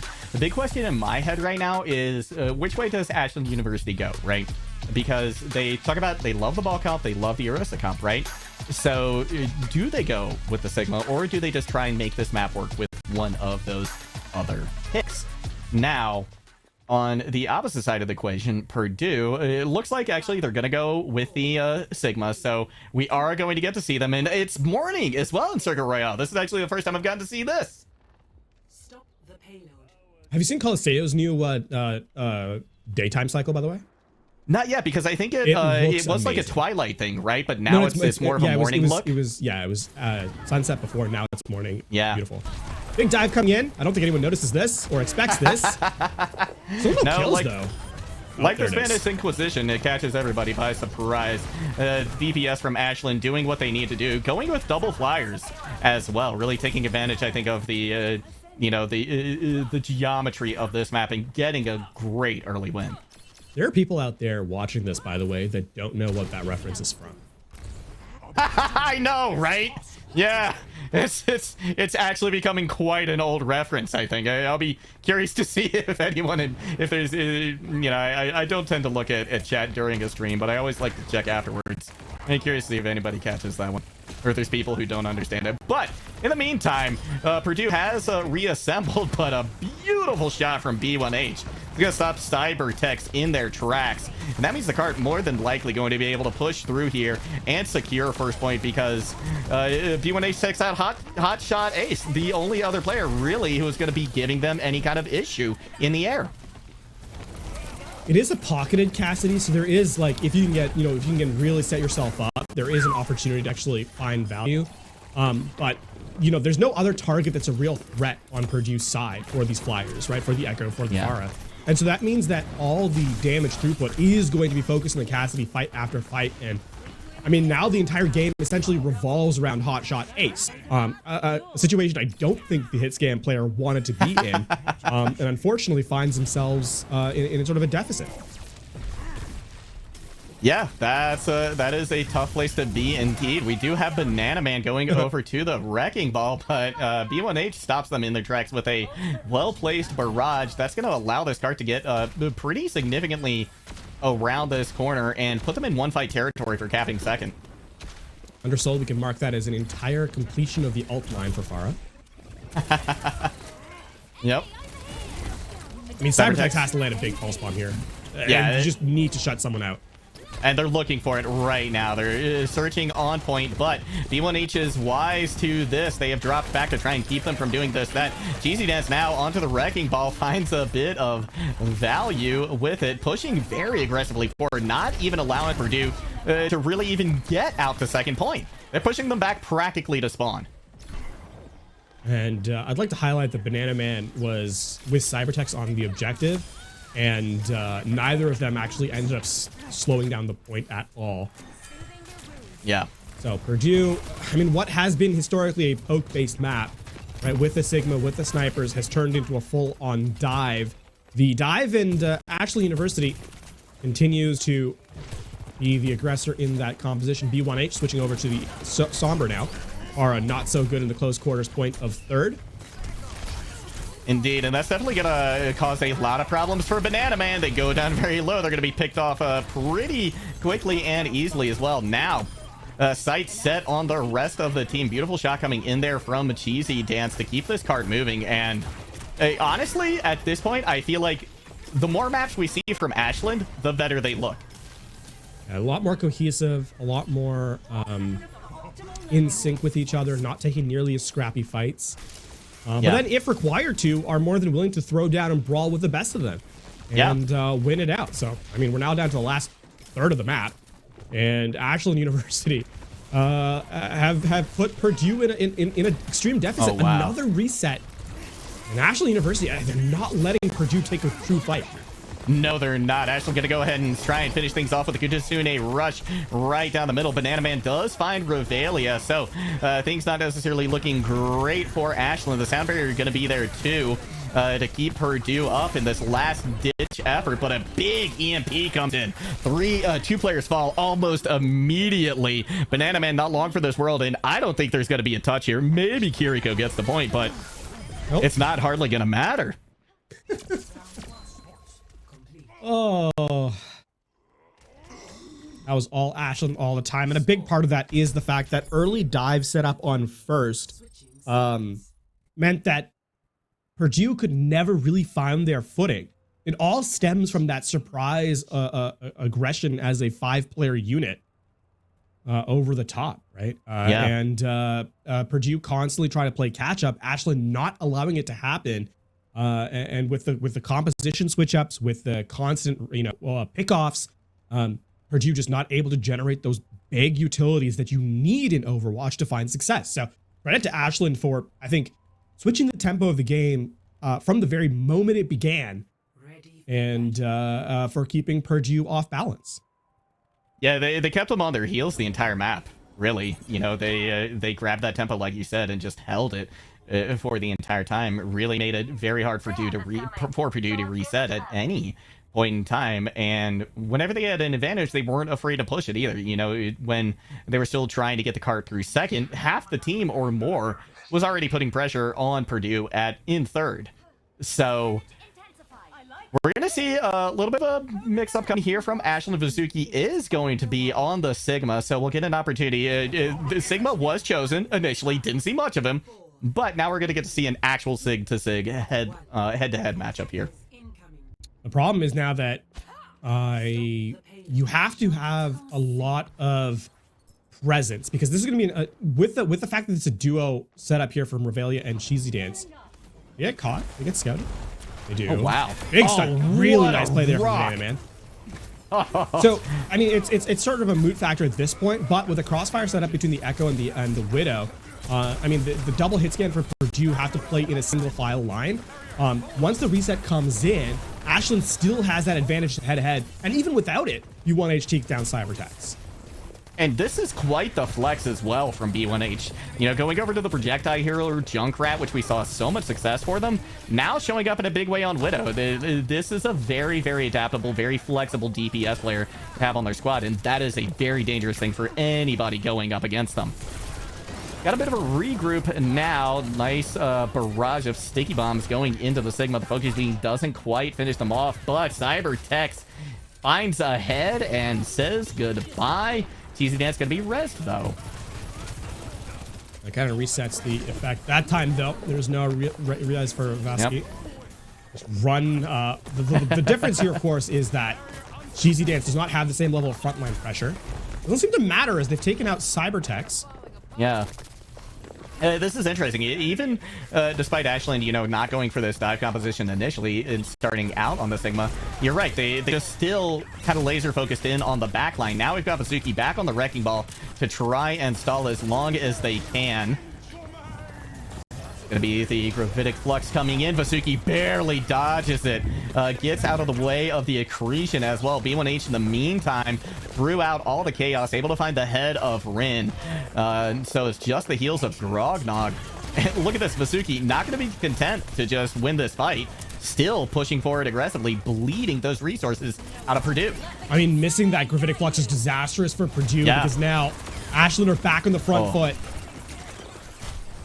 Yeah, what a great focus coming out there from Ashland. Again, B1H finding Banana Man, taking the tank out of the equation once again. And a quick reset from Ashland. They're back in control in a big way. Yeah, 90 seconds left on the clock as well. And I mean, Purdue, how often have we said this before? For every ultimate that they use, Ashland will be able to trade out. And even if they win the fight, right? Even if Purdue win the fight, they still have to make it expensive, which makes the next stage of the map that much more difficult to complete. So it's a no-win situation for Purdue.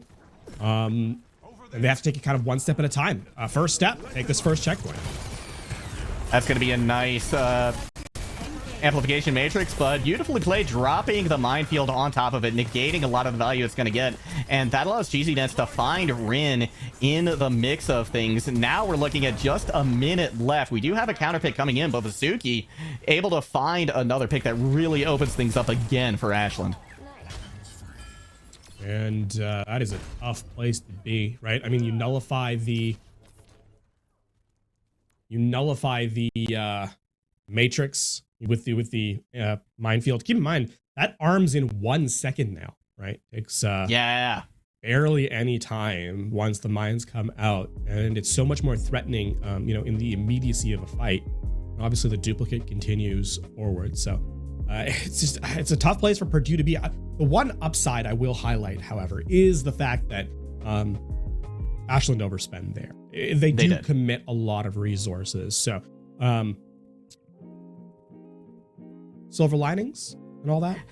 Yeah, no, it is a silver lining. Yeah, Purdue going to be coming in, I believe, with 2 ultimates. I think they only spent the amplification matrix. Yeah, so at least they've got that coming into this next fight. But it's a must-win situation. We are in final fight territory, and unfortunately, having Grognog DC right there, whatever ult percentage they built up is going to be no more when they come back. So kind of doubly tough for them looking at this next fight. So, and I mean, listen, looking on the bright side for Purdue is all well and good as we get back into the game here. It's still not enough, right? This completely ignores the entirety of the map that they still have to complete, assuming they win this next and last fight. So it's a positive for them in the micro, in the sense that this immediate fight should be theirs to win, but not one that sort of sets them up for success in the later half of this map. And I mean, a lot left for them to kind of find if they want to continue the series. This is the do or die moment here for Purdue. Hotshot ace goes down low. It's going to be a trade on point, but Ashland finds themselves in a position they don't normally see themselves, down a couple of players. We're going to have Varsity going in to try and contest the point again. That allows Revelia to get the res, though, up onto Cheesy Dance. Varsity forced to use the adaptive shields. They get on very, very low. Now got to wait for their team to heal them back up. Nice dive onto the support line. That Gravitic Flux is going to catch Varsity, though, taking them out. Mercy doesn't have the res online, and Purdue will take this first point. And it cost them everything to do so. Yep. Right, so I mean, you have to give credit to the fact that they're able to win that clutch fight in the very end. So absolutely, you know, props to Purdue. But it's not done yet. The series, you know, we're on match point here. Ashland still very much the driving force on this map. And I mean, Purdue have so much work left to do. They do. And they're going to have to be so selective, so careful with their ultimates. Varsity, in the meantime, has dropped the minefield on point. They pay for it as Grognug finds an anti-nade with him, but everybody on Purdue now very, very low. Quick succession of kills come in. Yes, Ashland does find themselves with 2 picked on their side, but it's not going to matter. Again, they find a way to scrappily win that fight. A lot of that comes down to the position that Cheesy Dance took. Sets up a very aggressive angle inside that mega health pack room. Forces the immortality field out with the sticky bombs, with the focusing beam, and everyone tries to turn around to kill Cheesy Dance, but that just opens up everyone to shoot at the back line. And Ashland turned that into a fight win. Now we switch over to a Sombra here for Cybertex. Axe will come in. And that is the fastest I've seen Vasky burnt all series long. Yeah, it really, really was. And you saw Varsity. They knew that there was a Sombra out there, right? They were spy checking around several of those corners, but then decided to YOLO it and go in, which might not have been the best course of action there. It's definitely presenting an opportunity here for Purdue to come away with a fight win. They're having a couple of picks, though, for Ashland, so it's definitely not over and done with yet. Banana Man going down very low. We have the swap now from Varsity over to the Winston, so they've stopped this cart once again in its tracks. Yeah, I mean, despite eliminating Revelia, it's not a fight win for Purdue, right? Because by that point, 3 players had already been taken down, and Ashland, in the last 30 seconds of this map, realistically have the advantage in every way.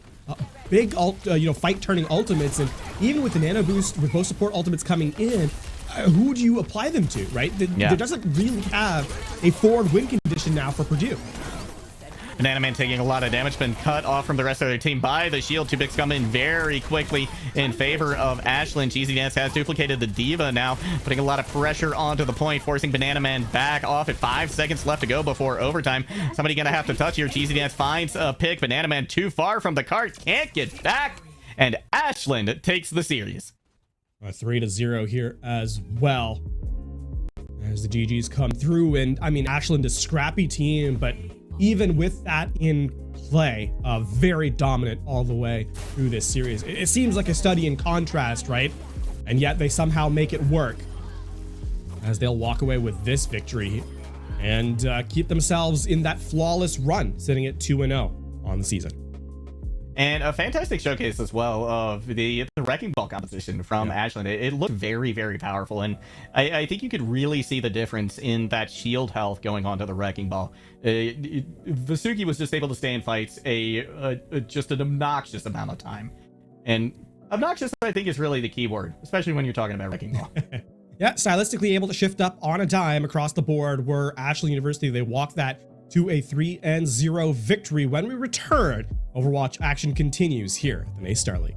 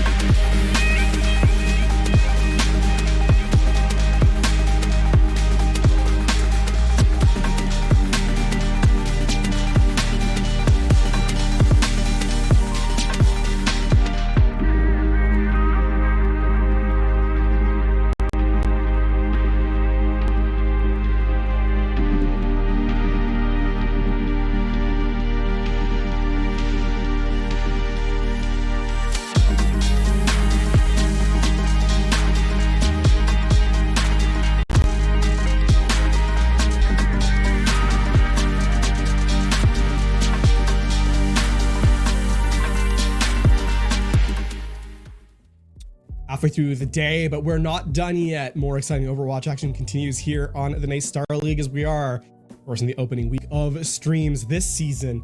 As we start 2023 off. Right now, let's get a look, of course, as to where we are going to next. But our next match of the day is University of Wisconsin Stout taking on Shawnee State University. And of course, I mean, one of the fun things about being this early in the season, we get to see teams that are very much undefeated and are trying to keep that going. And unfortunately, one team will not be able to say that they're flawless after today.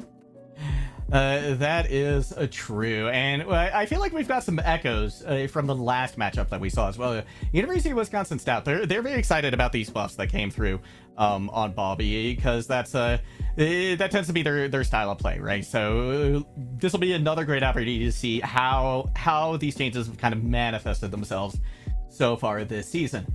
On the opposite side, Shawnee State, they feel comfortable in a lot of comps, so I'm anticipating this is going to be a team that really feels comfortable with a lot of swaps, playing around their opponent and trying to find a solution, find their strengths through that kind of flexibility. Yeah, and as we gotta look, I think we should, can we give a tally? Should we just have a tally at the bottom of the screen or something? So I mean, listen, stemming back to last season, Lijiang Tower now accounts for 97.5% of all first maps. Yeah. I mean, I guess the true winner at the Star League this year has been Lijiang Tower. It's omnipresent. Yeah. But I honestly, we talk about it, we poke fun at it, but Lijiang Tower, I hate to be the base Overwatch player. I love Lijiang Tower, one of my favorites. King's Row, no, I'd be fine never playing King's Row ever again. Lijiang Tower, hate to say it, but I love it. I mean, no, jokes aside, one thing we have seen, of course, is a very different style all the way through today, right? Yeah.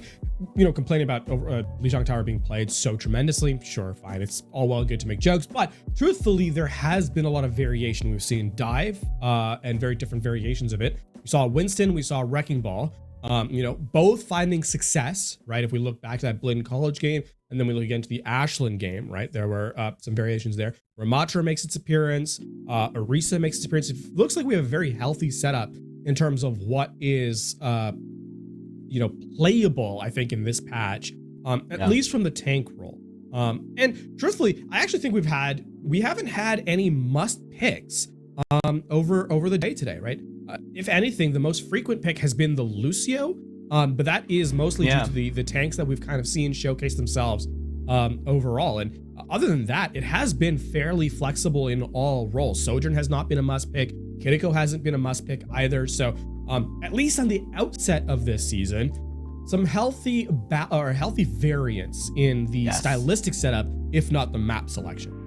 Another character or hero that I've been very excited to see played a little bit more is Baptiste. Baptiste appears to be coming back into popularity so far, at least today, and with a lot of value too, right? I think we have to make that concession too, that it has been a valuable pick. It has been pivotal in some cases. So love to see it. I think any time the game is at this point where it's just very, very flexible in terms of who you can play, it's just great for the overall health of the game. Fully agreed. We'll see if that continues to make its way forward, or if perhaps something stabilizes. All that being said, we'll find out as we load into this map, Lijiang Tower, in a moment. Indeed. I am very, very excited as well to see Shawnee State here, because they, anytime you get to watch a team that is just excels at flexing, it's very exciting, right? And I think it just shows a tremendous understanding of the game. It's actually going to be, instead of Wisconsin Stout running out on the Wrecking Ball, it's going to be Shawnee State this time. Shawnee State with a very aggressive all-in composition here. I mean, you'll expect to see the duo. Oh boy. Oh wow. Bye, Rikio. Jeez, yes. Short work made of the Lucio to start things off. Confounder? You know what? I should have figured out how to pronounce their name earlier. It takes a lot of damage. Bent Up will eventually find them. So now University of Wisconsin Stout pushing out pretty aggressively. They do have control over the point, despite that early pick coming in against them. Well, I mean, with all the slows that are on UW Stout's side, the Wrecking Ball becomes cannon fodder with how quickly they can be taken out. Smitty getting heavily attacked here by Dregman on the Orisa. They just take them down with a vengeance.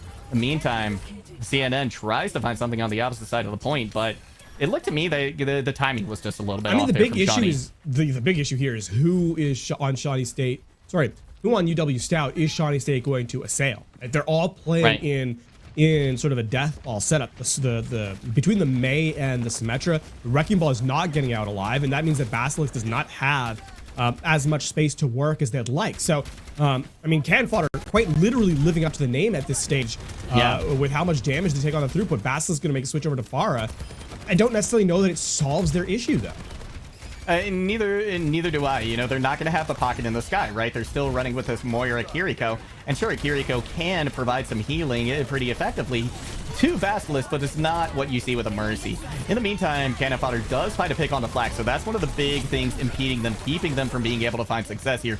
You have the Kitsune Rush now committed, but the pick overwhelmingly here in favor of Shawnee State. And even with the Cannon Fodder just diving headfirst in the Blizzard, they still get the win. A little bit of a ill-timed blizzard there from Bent Up, unless they're switching. Yeah, they are. Okay, going over to the Sojourn. I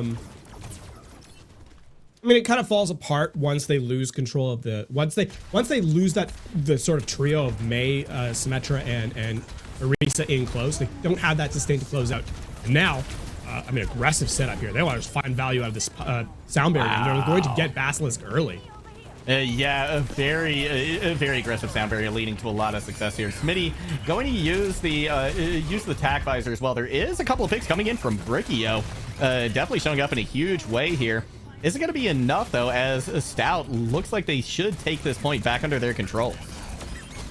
The difference, of course, is the fact that, I mean, UW Stout walk in that fight with a clear win or a clear engagement selection. They know they want to find an isolated target, which is going to be the Pharah without that pocket or at the time, and then just use the sound barrier to kind of run on them. They do that to perfection. Now Shawnee State forced to get to final fight territory, and again Basilisk not able to get pocketed in time. Oh, beautiful slam coming in from Dregman. 90% and counting in this fight is showing all the indications of going the way of Stout. Should be a quick cap here. Quick securing of this point. Just a couple more players left to deal with, and the Stout can go up early in this series. Nice. This Wrecking Ball is a Sonic fan for sure. Right? Or perhaps a Sonic enemy, a Sonic hater, Dr. Eggman. Yeah, maybe, yeah. Oh, it's Dr. Eggman. That makes a lot more sense. Thank you. In essence, though, the difference there from UW Stout and Shawnee State is that target selection, right? And the willingness to go all in on a target and just remove them from the engagement. And Shawnee State have no way. They're kind of trying to react to their opponent. UW Stout is just so much faster, though, that they can't quite get there in time. And that's, I think, what really helps the Wrecking Ball composition excel is you have to be proactive, right? You have to look to make the plays, to get the positioning, to take what you want, rather than just adapting to what your opponent throws at you. Stout going to run out with the Reinhardt composition. This time, a lot of damage goes into Shawnee State as they try to push in. Dr. Eggman just making quick work of everybody, forcing them back to kind of regroup before they try to come in again in the next 7 seconds when this point unlocks. I expect combo of spam damage for UW Stout. They're successfully isolating Cannon Fodder. Yeah, Cannon Fodder not having a good day here at the moment. But Dr. Eggman going to be going down first. So now Shawnee State has a little bit of an opportunity here, even though it is a 4v4 without that big tank helping to lead the way. It's going to make things a little difficult. So Shawnee State moving in pretty effectively, pretty quickly, looking to take control of this. Lucio trying to maybe get a little bit more time on the point, but just unable to do that. Now, Dr. Eggman coming back in. Big charge. Gonna take out cannon fodder. And as quick as this point turned in favor of Shawnee State, it goes back to Stout. Something you have to be very careful with, or cognizant of with the Ramatra, is that your opportunity for success is limited, right? It really comes down to that Nemesis form. You need to find value out of it, whether that be, you know, getting resource away from your opponent or just straight up winning the fight via eliminations. Unfortunately for Shawnee State, they threw 2 rotations of the Nemesis. They're not able to get any sort of value when UW Stout walk back in. And it continues. Wow, what a magnificent wall coming out from Basilisk, completely negating the shatter. It's going to be 2 picks on either side now, so Shawnee State absolutely has an opportunity to turn this in their favor. That's going to be a nice trap, keeping Basilisk at bay. Bentup comes away with a nice kill from the Riptire. It's soon a rush now from Sockby to try and get University of Wisconsin Stout back onto the point. Still under their control, though, so this entire time, they're still getting percentage. They forced the annihilation, the big sound barrier. The timing of that was incredible. And now, University of Wisconsin, they're right back into it. They absolutely are. Dr. Eggman putting a lot of pressure now on the back line. Is going to be caught out of position, though, by the May, but it's not going to matter as they're just forced to back up as quick as they can. And they, I mean, Shawnee State used everything, right? They don't have anything left here for this final fight. And sure, UW Stout is in the same position, but UW Stout has control of the objective. So in this neutral engagement, I mean, you're looking at Basilisk perhaps getting a Blizzard. It's a tough call. You need a hero pickup here from someone on Shawnee State. Dr. Eggman getting dangerously close to the shatter as well. It's going to be online before the Blizzard. It was almost a Reinhardt going off the map, but they stopped themselves in the nick of time. Dr. Eggman now definitely going to be looking to see if they can find the shatter. May goes down. Beautifully placed. Beautifully played. Sure, Dr. Eggman sends themselves back to spawn, but it's not going to matter. Just one player left for Stout to deal with, and they will take Lijiang Tower. Just, I mean, a commanding presence there from UW Stout, an understanding of the game plan that they want to go for, and just don't let Shawnee State back into the fight at any point in time. Right? I mean, in that final fight as well, right? Recognizing the May is likely the win condition, making them out of the fight early and closing it out. So UW Stout, very quick, very up-tempo team playing this brawl composition, and give themselves a 1-0 series lead. Yeah, and they did it fairly without a whole lot of trouble either. You know, Shawnee State was able to get on point. They were able to get a little bit of progress on each of the points, but for the most part, it was University of Wisconsin Stout in the driver's seat that entire time. And to be honest, I think we saw a lot of flexibility from both teams, right? I was expecting Shawnee to be really the one that showed that kind of versatility, but University of Wisconsin Stout was right there with them in that arena as well.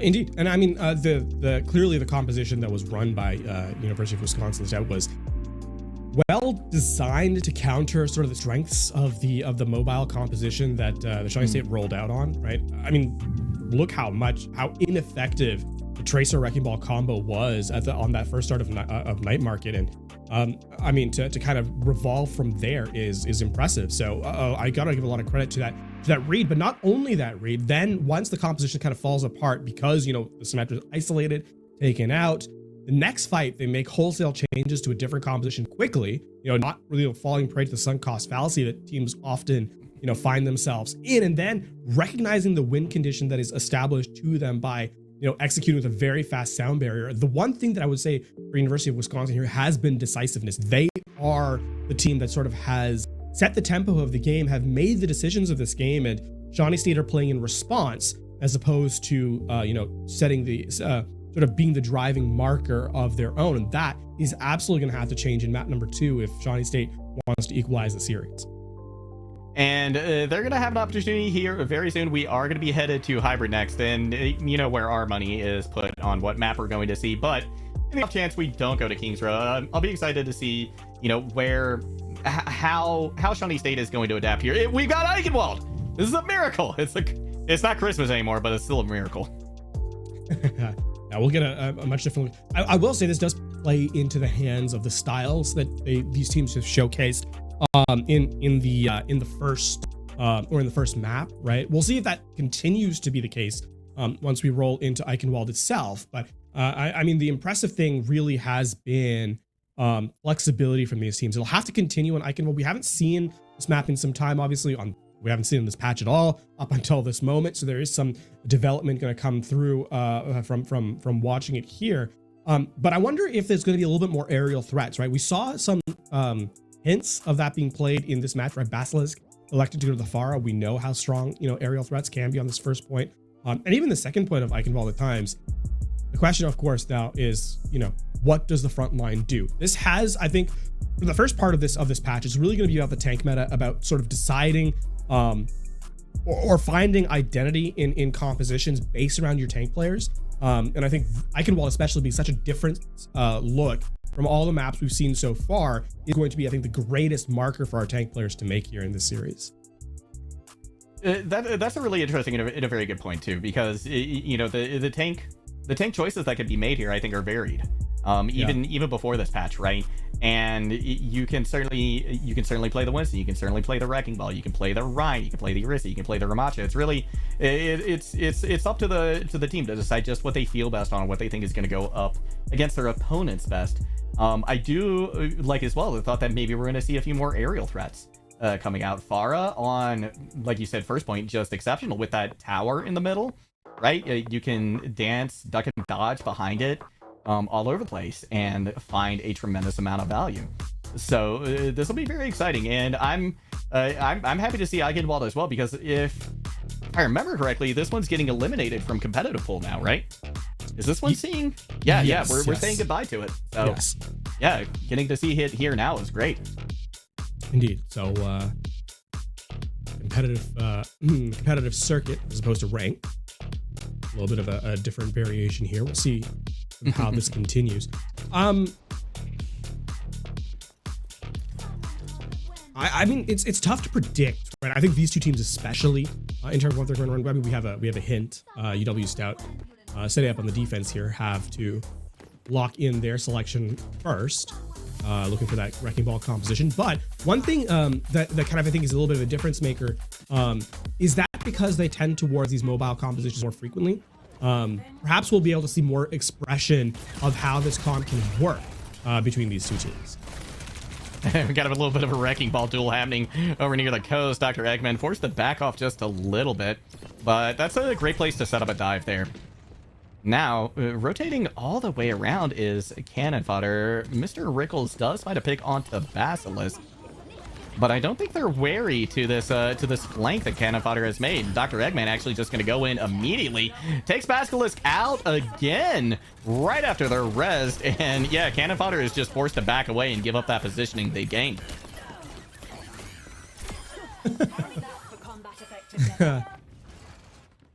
Waving goodbye to the Jericho there, and then saying hello. A little bit of a study in contrast there. Yeah, you're not booping a Wrecking Ball off the map with their cooldowns. Right. It's a fun attempt, but nothing gonna happen there. Yeah, you do get I guess you get the pile driver cooldown out, but it's getting back 2 seconds faster these days as well. Shawnee State definitely having an issue pushing forward here, but there's a little bit of pressure being put on point now, most likely from Cannon Fodder. They do found Rukio, that's a big pick, so things could be opened up in a big way, but Zephyr going down might be arguably more impactful, especially considering the res is in as well. Dr. Eggman trying to get a little bit more chip damage in, or ult charge rather. Now, they see the Echo on the high ground, but the grapple didn't quite work out there for them. And Mr. Rickles spent the entire time on that fight just chasing down Cannon Fodder. So a really big setup now, and continues to be a threat.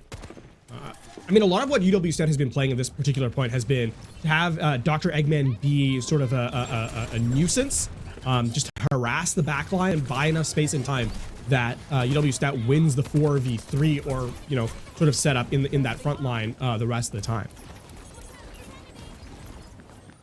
Black now. Looking to duplicate here, potentially.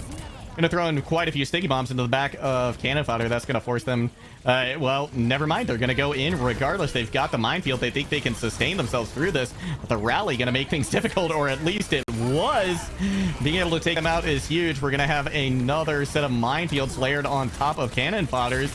but they're still going to be able to find Mercy in the meantime and res their Kiriko. So all indications are Shawnee State doing a great job here, putting a lot of pressure on University of Stout, but with Basilisk going down, things not looking so great anymore. Yeah, with that, the bow supports are back now too for UW Stout, so the heals are here. That first third has not ticked over yet. The contest has been effective. Cannon Fodder needs to stay alive.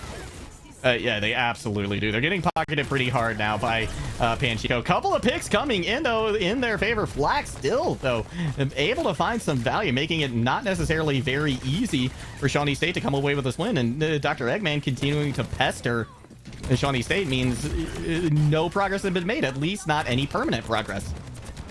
Now we're down to the last 35 seconds here. I think this one is going to be Shawnee State taking the capture. Riku does get rezzed, and Flack comes in with elimination. Oh, what a pulse bomb stick as well with the res coming in. Zephyr actually doing a lot of work. Nice denial there from Dr. Eggman, keeping Panchico from finding that res. And now it went so many different ways, but in the end, University of Wisconsin Stout is hanging on very, very well.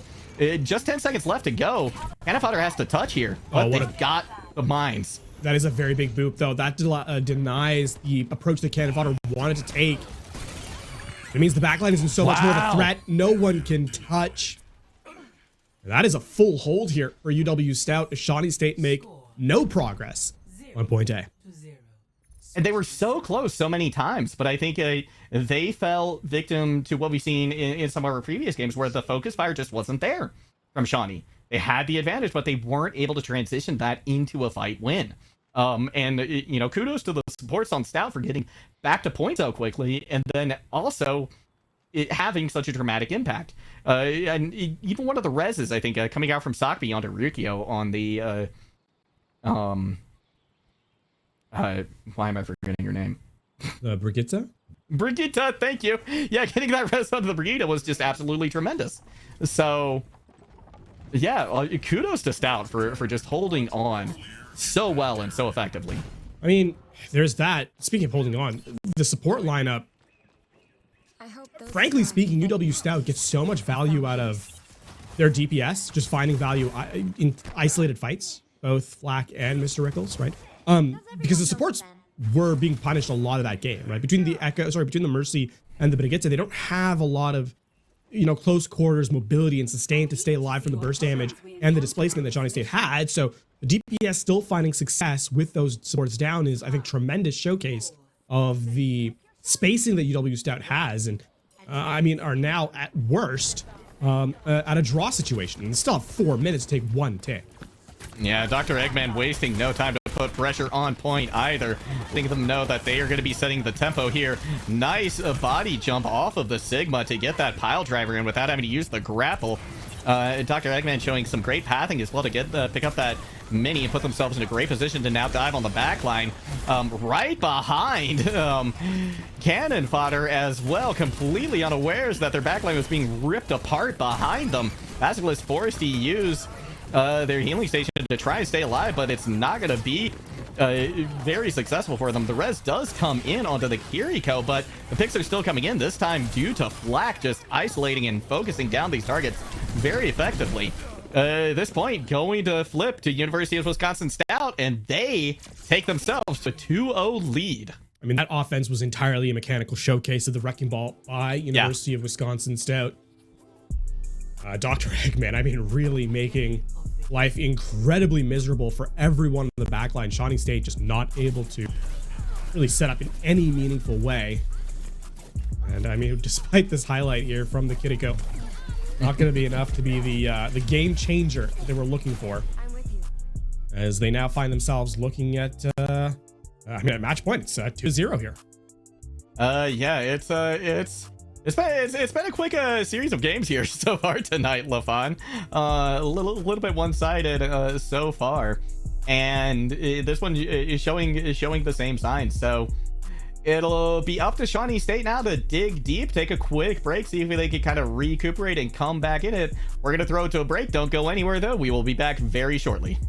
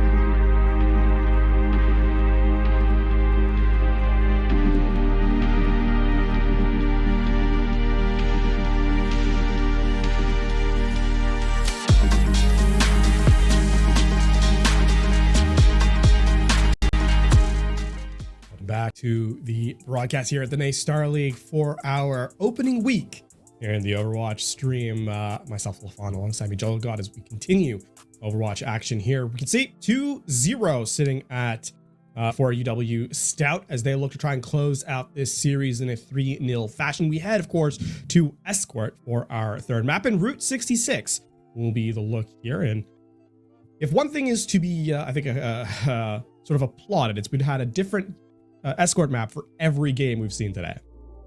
You know, that's interesting. We have, and we're getting to see another map that's not going to be in ranked for very much longer. Again, if memory serves me correctly, I think Route 66 is on the chopping block as well.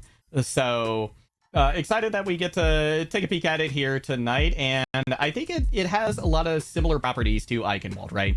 To where you can run the brawl, you can run the dive. So given what we saw on Eichenwald, I think we're going to just see more wrecking ball here in this map. I mean, because Dr. Eggman's mechanics on that character were something to behold for sure. A huge part of that win for UW Stout on map number 2, entirely because of the wrecking ball sort of setting up and finding value entirely isolated, right? No duo or anything. Just pulling cooldown after cooldown away from their opponents. Realistically, I would not be surprised if we see the wrecking ball. The one thing, of course, is that both these teams like to play that up-tempo, mobility-based gameplay. And at this particular moment, I think UW Stout, the one real difference maker between these teams has been UW Stout, when they identify their win condition, when they identify the route they want to take into a fight, they go for it, right? There's no delay. There's no waiting to get everyone on the same page. They are on the same page. And I mean, that has won them multiple fights, 2/3 or through the first 2 maps of this series. Very decisive, right? I think is another way you can say it for University of Wisconsin Stout. They got a plan. They don't question it. They go in. They make it happen. And Shawnee State, I think, is, you mentioned this before, I think they're still playing a little too reactively in a lot of cases. So Dr. Eggman, no surprises, back on the wrecking ball. Vasquez this time on the Tracer, and no mercy around this time. Actually, the support lineup for both squads are very interesting here, LaFon. This is a very greedy backline from UW Stout. Yeah. Brig is a very squishy character. Even with the changes that came in, it's mostly about her burst healing than any personal survivability. And of course, Zen, with the Discord Orb, a lot of damage throughput, but if you can get onto the Zen very quickly, it can take them out very swiftly. Oh, wow. Dr. Eggman takes Smitty off the map in short order. Sleep Dart didn't land either. Now, Suzu forced out as well onto Zephyr. So Shawnee State definitely having a little bit of trouble finding their footing here in these opening moments on Dorado. Gonna be cannon fodder just going into the back line, doing a little bit of damage, rolling through, causing a little bit of chaos, but getting punished for it in a pretty big way as well. Yeah. Waves goodbye to everybody. Doesn't actually get any roll through damage, which is a bit of a problem. Yep. There needs to be a sync up dive here from Shawnee State onto the Zen, but while that's happening, UW Stout is eviscerating the backline. Yeah, and again, their primary target was Smitty, taking out that soldier, which can cause so many problems to the wrecking ball. Just a great move. Dr. Eggman almost gets cannon fodder off the map, but saved by a lucky rock there at the last moment. Yeah, these wrecking balls are just trying so hard to knock each other off the map, but it's just not happening. Another brilliant body jump off of Panchico by Dr. Eggman to get in a little more damage. And yeah, I don't think we can say enough about the mechanics here of Dr. Eggman. They are stellar on the wrecking ball. Yeah, dodges the sleep dart as well in close quarters, and Dr. Eggman is basically single-handedly keeping this one in UW Stout's contention, especially as they lose this fight. Wow. Yeah, the minefield gonna come out. They're able to take out Panchico, and despite the cart making a lot of progress, they're still... Oh, look, they're gonna be able to chase down... Oh, not quite chase down cannon fodder. Body blocks coming in, though. They might still be able to get them. They are able to squeak by at the last moment, but a beautiful hold. 2 minutes burned off the clock already for Stout. And I mean, all that is just Dr. Eggman. Sure, University of Wisconsin, the rest of the squad are sort of providing some level of stability in the backline, but Dr. Eggman is the one that's getting these final blows, right? This has been the wrecking ball sort of setting the pace of the game, and I mean, cannon fodder just has not been able to reply in kind. They haven't yet. Mr. Rickles is going to once again take out Smitty. Smitty has had just such a rough time here on this map. Minefield comes out from both squads. We have the duplicate as well. Flack going over to the wrecking ball too, just to add chaos to more chaos. Cannon Fodder finds a pick. So without Mr. Rickles, Flack is going to have to work overtime to try and get a counter pick for University of Wisconsin Stout. Yeah, but both support ultimates are available here for UW Stout, and if things get very, very dicey, expect to see the Transcendence. Wow. I don't even think they need it. Flack does not get slept, so we'll be able to push off on this Ana momentarily. Minute left here to go for Shawnee State. They're looking at 2 ultimates right now. These DPS are going to have to come up in a huge way, and at the moment, Smitty is just having such a hard time staying alive. They've got to find a way to make sure that happens so that they can get value out of this tac visor. The rally on point now from Saki. That's going to make it so much harder to get anything done. Smitty opts to go ahead and use the tac visor, but that's just going to prop Rookio to use the Transcendence as well. Smitty down to just a sliver of health. They will be taken out. 30 seconds just about left to go here.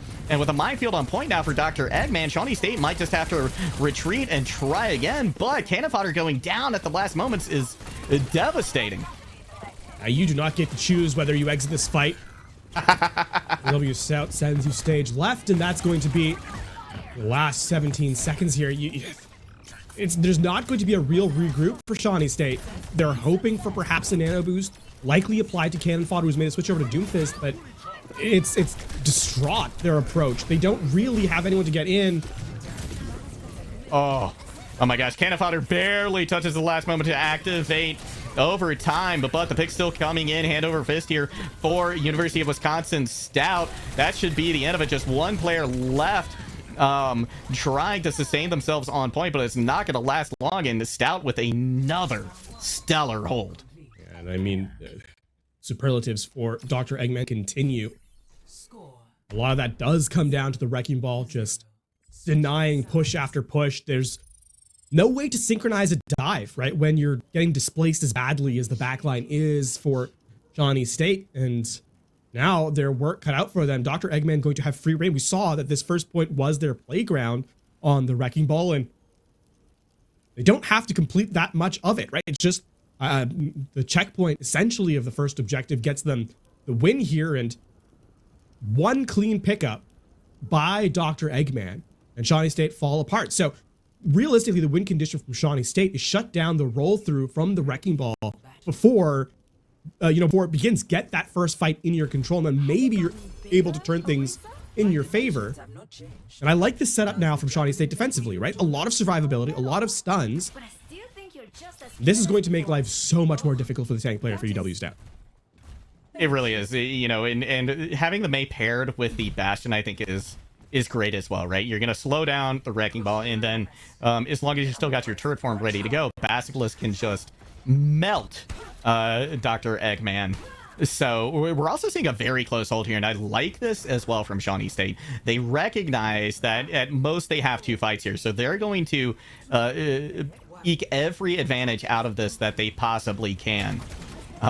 Classic Maywall in front of spawn, and Dr. Eggman is not wasting any time in putting a lot of pressure on the squad. Oppressive, I think, is a great word to describe how they've been playing the wrecking ball so far. Gonna have to hide behind car for just a moment, but in the meantime finds at least one pick off the map, pays for it with their life. Cannon Fodder, though, forced to back out. Things are not looking great at the moment for Shawnee State, because especially Dr. Eggman is basically back in the fight. That is a very delayed kill onto Cannon Fodder as well. I mean, this is bad to worse. If anyone gets staggered here, we saw Penchika, the last player left, going to survive for the moment, needs to be kept up. If they go down, that's it. That's the wraps on the map. Oh, and that's Dr. Eggman getting a little bit greedy right there. Going to be stopped in their tracks by Basilisk, but we are absolutely in last fight territory here. Shawnee State has to be perfect from here on out on this map. And right now, Dr. Eggman showing no signs of slowing down.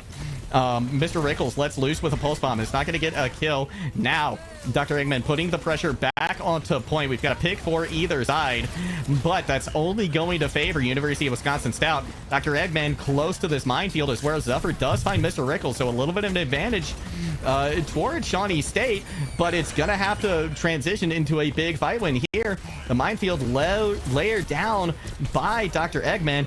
An anti-nade and sleep comes through, though, so Shawnee State will stabilize for the moment. Ooh, a big double boot there onto Zephyr. And the Doomfist is 1 HP. Dr. Eggman continues their reign of terror. Yeah, this is absolutely ridiculous. Dr. Eggman has to be stopped somehow, some way. Basilisk doesn't quite get the value I don't think that they wanted out of their ultimate either. Smitty does find Rukio, but Dr. Eggman is just going back in. They're a one-man terror to Shawnee State at the moment. Basilisk going down very, very low. That's going to be the end of them, and this could be the beginning of the end. The Blizzard is out. That's going to help significantly. They get Dr. Eggman, but they're going to have to get more than just that, LaFon. They need more. They need this elimination onto the Brigitte. Sockbeat. Oh, that is risky. Transcendence nearly online as well. Window of opportunity withering away for Shawnee State. Basilisk able to get a pick as well, but now the advantage in Stout's favor. Rukio with the Transcendence is going to allow Stout to just push forward so aggressively. Meteor Strike coming in will do a little bit of damage, but not before the more damage is done. Shawnee State with a trio of picks. That's a great hold for them so far. Now we're down to the last minute of play here. Shawnee State have not looked like the better team on the defense, but they're making it work. Slowing down Dr. Eggman enough that the remaining players of UW Stout fall by the wayside. An expensive fight for both teams. Still, the duplicate, the minefield, and the rally going to be online here in final fight territory. Nothing available for Shawnee State. Minefield out already, and that takes a ton of space off the playing field. And here comes the rally as well. This is going to be very tough for Shawnee to sustain through this. They have given up point for the moment to try and win the fight. The duplicate comes out onto the Doomfist as well. 2 meters left to go, and Mr. Riggles has started to signal the beginning of the end here. Basilisk trying desperately on a flank, find some value, but just can't land the shots they need. Sockbeat coming in a huge way. That will be it. University of Wisconsin Stout takes the win. It felt inevitable at the end for UW Stout, even as Shawnee State made it close.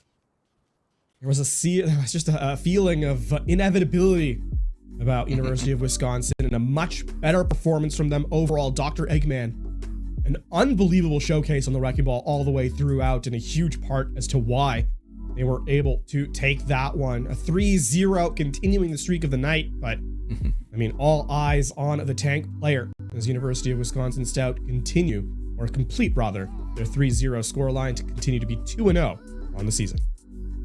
Shawnee State, I think, put up the best fight, though, that we'd seen them so far on that last minute, but looked like they were starting to hone in on a winning formula. So hopefully they can take that into their next games, potentially the next time they see Wisconsin Stout, because yeah, it was really tough going for them the first 2 matches, but they absolutely made a fight out of it there at the end. Well, when we return, Overwatch coverage continues. Don't go anywhere. We'll be right back.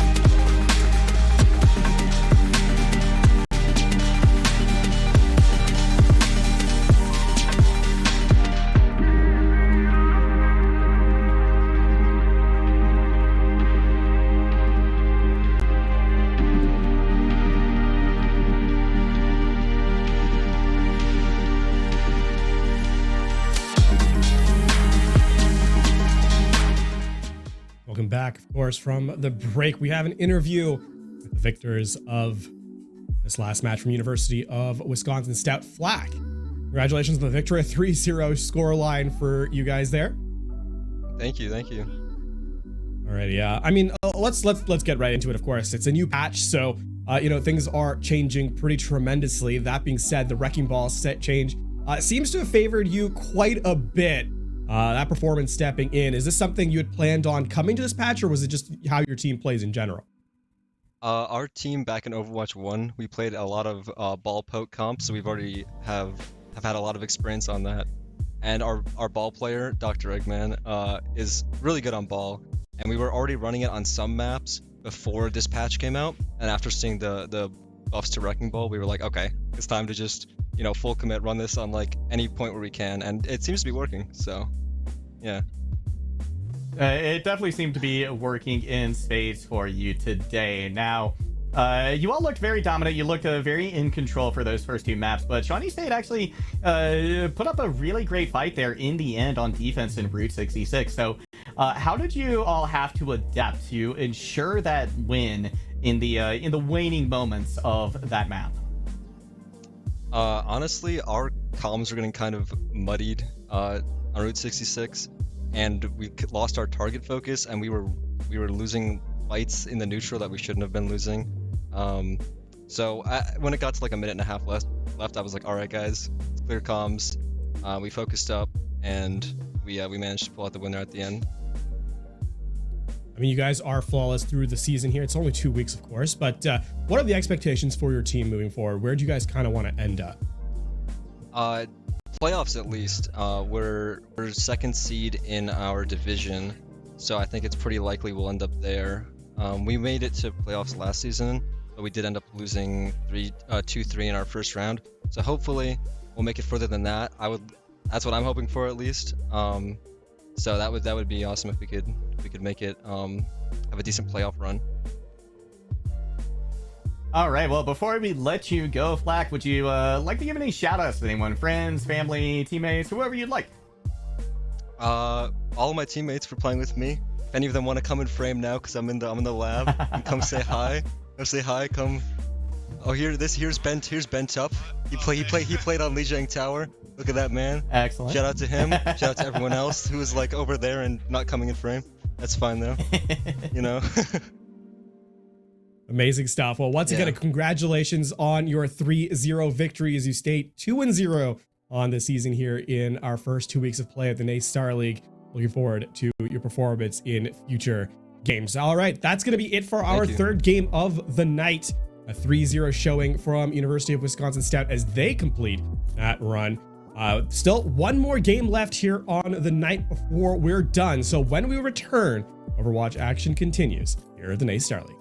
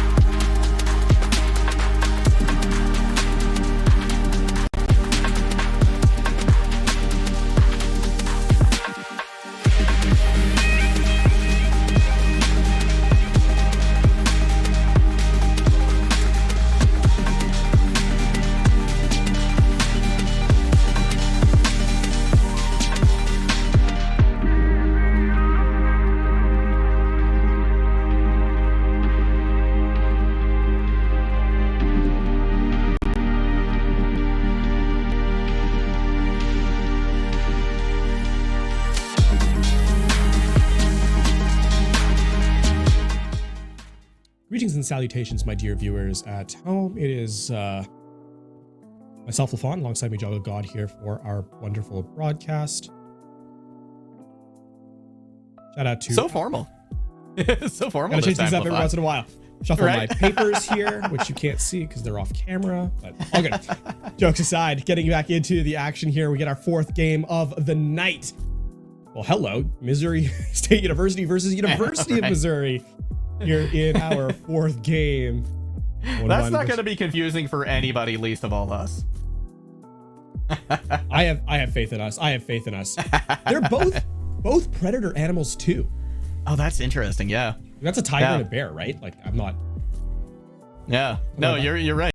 You're right. Of course, Mizzou taking they got a win last week. Missouri State, unfortunately for them, took the L.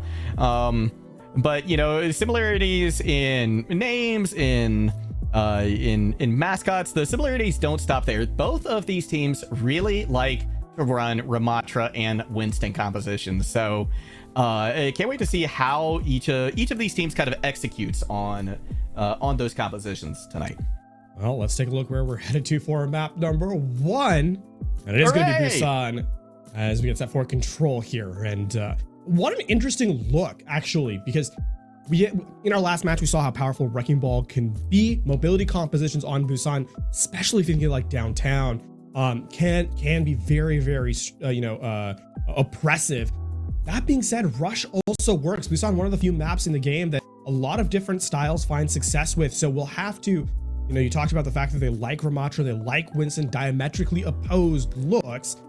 And I think that opens up a lot of opportunities here for, a mechanical showcase between the University of Missouri and Missouri State University. Yeah, to kind of piggyback off that, I think one of the more interesting maps that I hope we get to see is going to be Sanctuary, because I think this one really highlights that kind of flexibility that you can approach this map with, right? Both the brawl and the dive work exceedingly well on it. So my fingers are crossed that we are going to see that here tonight.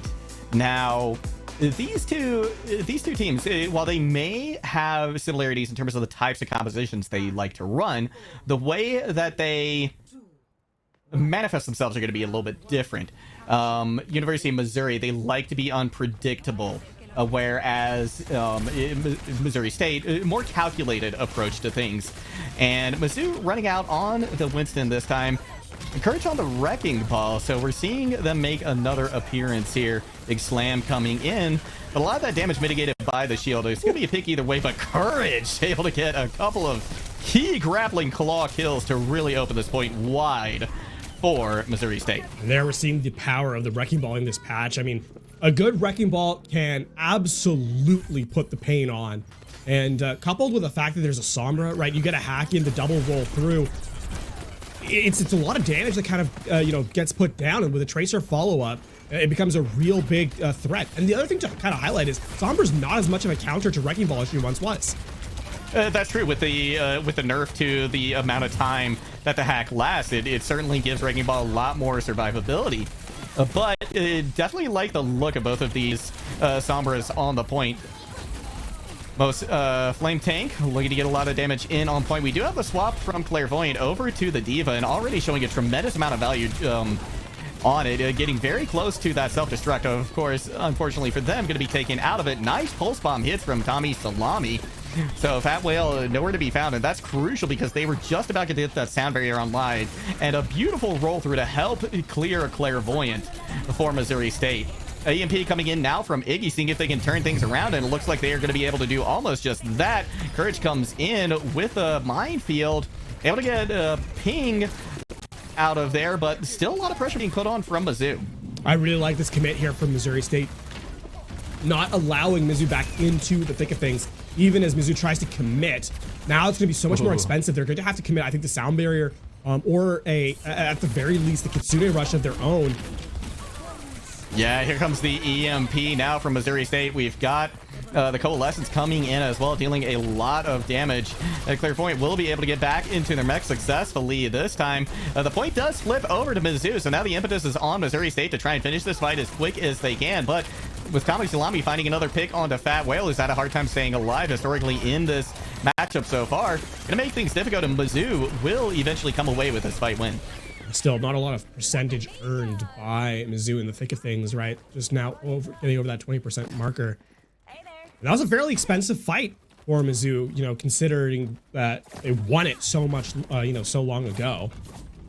Yet the big thing now is how clean can they engage from Missouri State be, right? They need to find courage in the back line. Getting that pulse bomb on is going to be especially impressive, I think. If they can get a pick off here, they can turn Mizzou, back them out completely.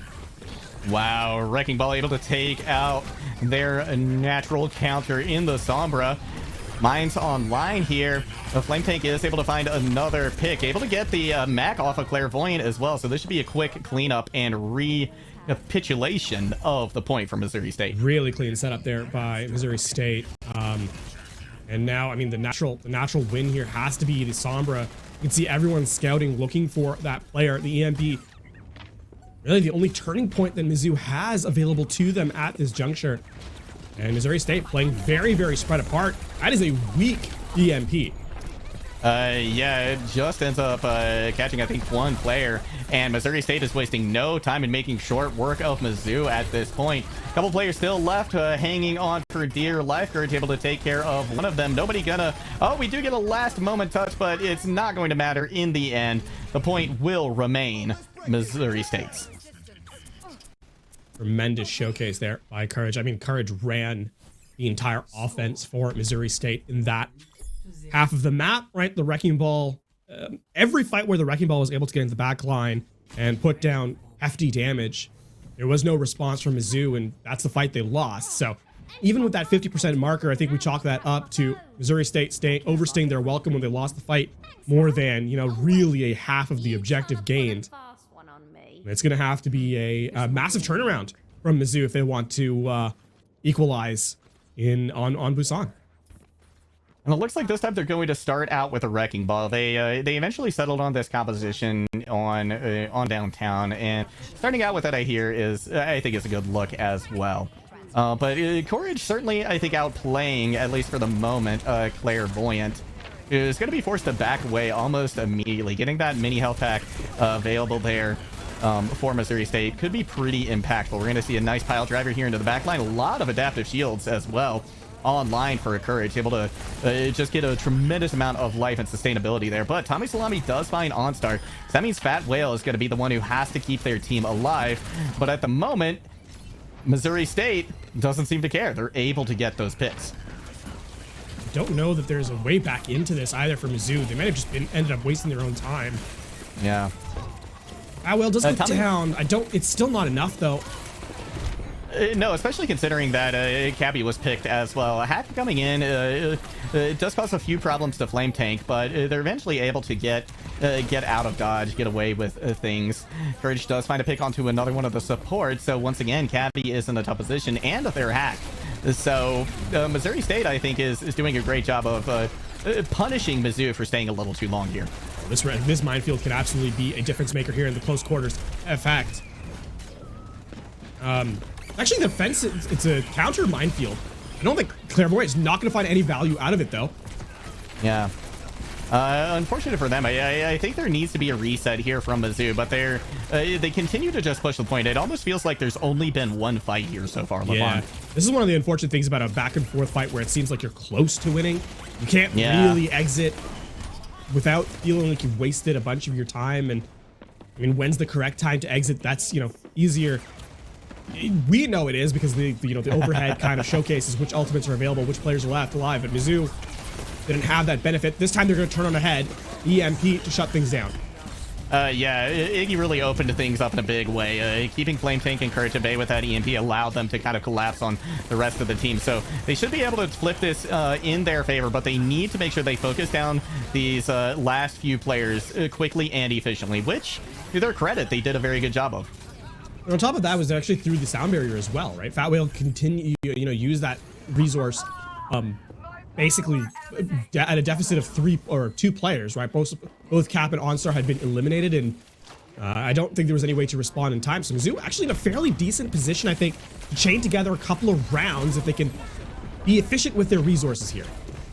Cap comes in with an EMP. It's only going to catch 2. And Cabby able to shake it off pretty quickly and get the sound barrier out as well to kind of ensure that Mizzou is able to stay up, stay alive. But the Coalescence going to cause some problems on point. Clairvoyant now trying to cause a little more problems. Nice pulse bomb. It's going to chunk down Clairvoyant quite a bit, but they need to finish him off as quickly as they can. The point has flipped back over to Missouri State, so with 91% on the board, this is do or die time for Mizzou. Clairvoyant able to get a pick. Hack comes in onto them. They need to get these picks as quick as they can, and Clairvoyant, I think, trying desperately to hold onto that minefield, which they will be able to do. Yeah, that's a big hold for Mizzou. But it's still in that 9-9 marker. This is a must-win fight for them. Can't overspend in this next engagement either, because Missouri State doesn't have anything, right? They you know, sort of the cupboard is bare, and that means that Mizzou, even if they don't know that, they have to win this fight as cleanly as possible. Exactly, and hopefully for them as well, we won't see an overcommit too, because they want to leave something in the tank for the next fight. Massive EMP catches all 5 players. Clairvoyant wastes no time in eliminating Courage, which is the biggest name to get off the table, and we see Missouri State just scattered. Still, I mean, that was a big EMP, but the follow-through just wasn't there. They allowed Missouri State to survive. And now that means that there is going to be a reset, a fairly quick reset at that. So another fight. This allows Missouri State to take 2 fights here before final fight territory. 2 ultimates online as well now for Missouri State. We're going to see the sound barrier committed. Clairvoyant trying to get a little bit of value on this high ground. Mizzou still in control of the point. We are now in last fight territory, so Mizzou has been able to take this long enough to where Missouri has to commit to just this one fight on start. Seeing if they can get something done now with this Coalescence, but unable to really get a pick there. Sound barrier out as well from Cabby right before the EMP hits from Cap, so beautiful timing right there.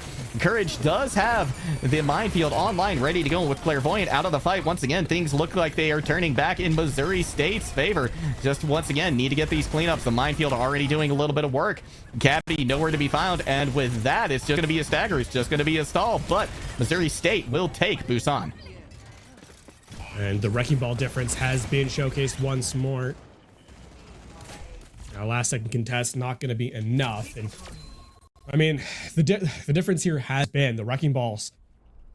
We're already seeing a sort of trend start here in the early days of season 3 of Overwatch. And that is that a good Wrecking Ball will make a difference, will be able to take control of a game. And if no pressure's put on them, they'll sort of set the tempo by which everyone plays in. I mean, it has to be said, Courage was the defining factor in that set of Busan, both first and second point. And I mean, for Mizzou, map number 2 comes through, you're going to have to find a way to slow down the tank player, because that entire Busan revolved around Courage.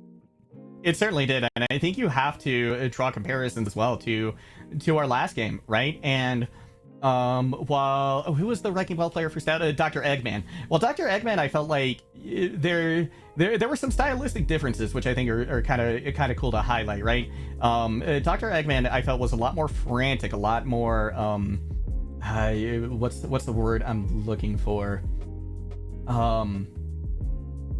Chaotic. Was a lot more chaotic, I think, than Courage. But Courage, I think, was a very strong is shown to be a very strong Wrecking Ball as well. But their style tends to be a little bit more smooth and calculated, I think, as well. There seems to be, it's almost as like Dr. Eggman was there to just sow confusion and chaos, whereas we see Courage kind of moving logically throughout the map and just making very smooth plays the entire time. Well, with that said, we head to map number 2. Kings Row is our hybrid map. We'll see if University of Missouri can find a response in time. And I will also highlight with the Wrecking Ball, right? We're seeing a lot of Sombra showcased in this matchup.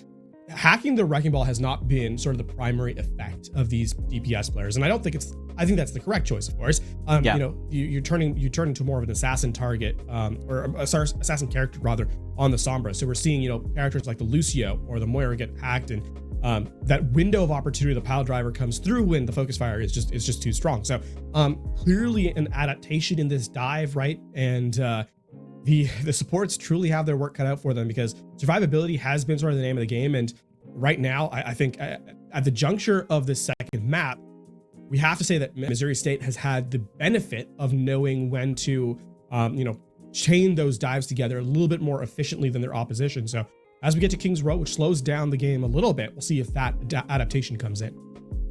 Indeed, and we're going to see if these players decide that Wrecking Ball is still the choice, right? I think we would expect to see Ramatra, Reinhardt, Orisa come out here, but given that both these teams really seem to be favoring this composition right now, I think it's entirely possible we can see Ball on Kings Row. It's definitely not unheard of. I mean, it's I don't know, it's like peanut butter and jelly, right? Brawl and Kings Row. It's a classic combination, but it doesn't mean that something like a Wrecking Ball composition can't find a tremendous amount of success. If anything, we've been treated to a showcase of different stylistic setups, though. A pleasant surprise indeed. It's definitely, I think, sent a breath of fresh air into the performances of these maps that we've become so used to seeing. I like that. It's the same setting as always, but things play out so much differently right now compared to in the past.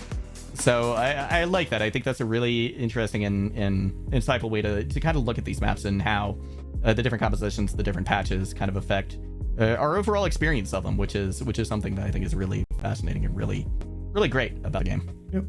Of course, we'll have to see if the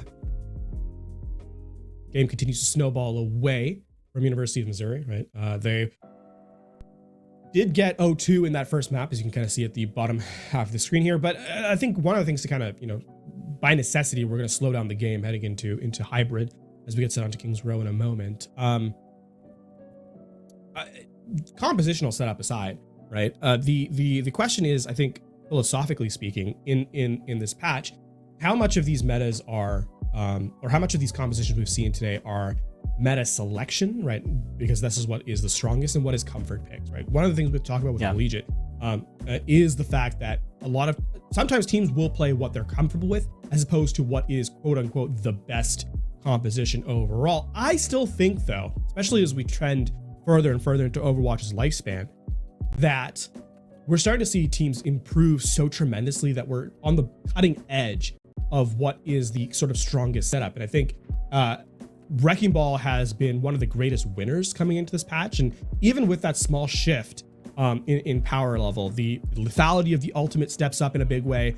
The frequency of engagement has actually been improved by, I think, what is it, like 20%? 20%, essentially, with the pile driver and the shield regen.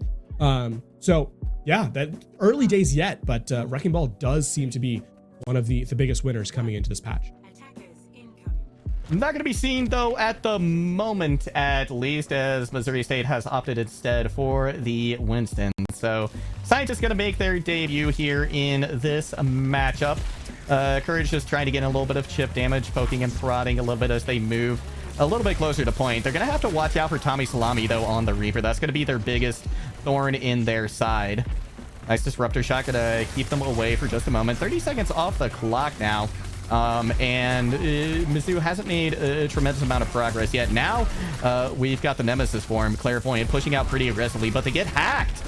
And Flame Tank able to take them down, which is going to open this point wide up. And in fact, we see Mizzou just opting to back away completely. I mean, more critically than the hack is the bubble from the Winston blocking off all of healing, right?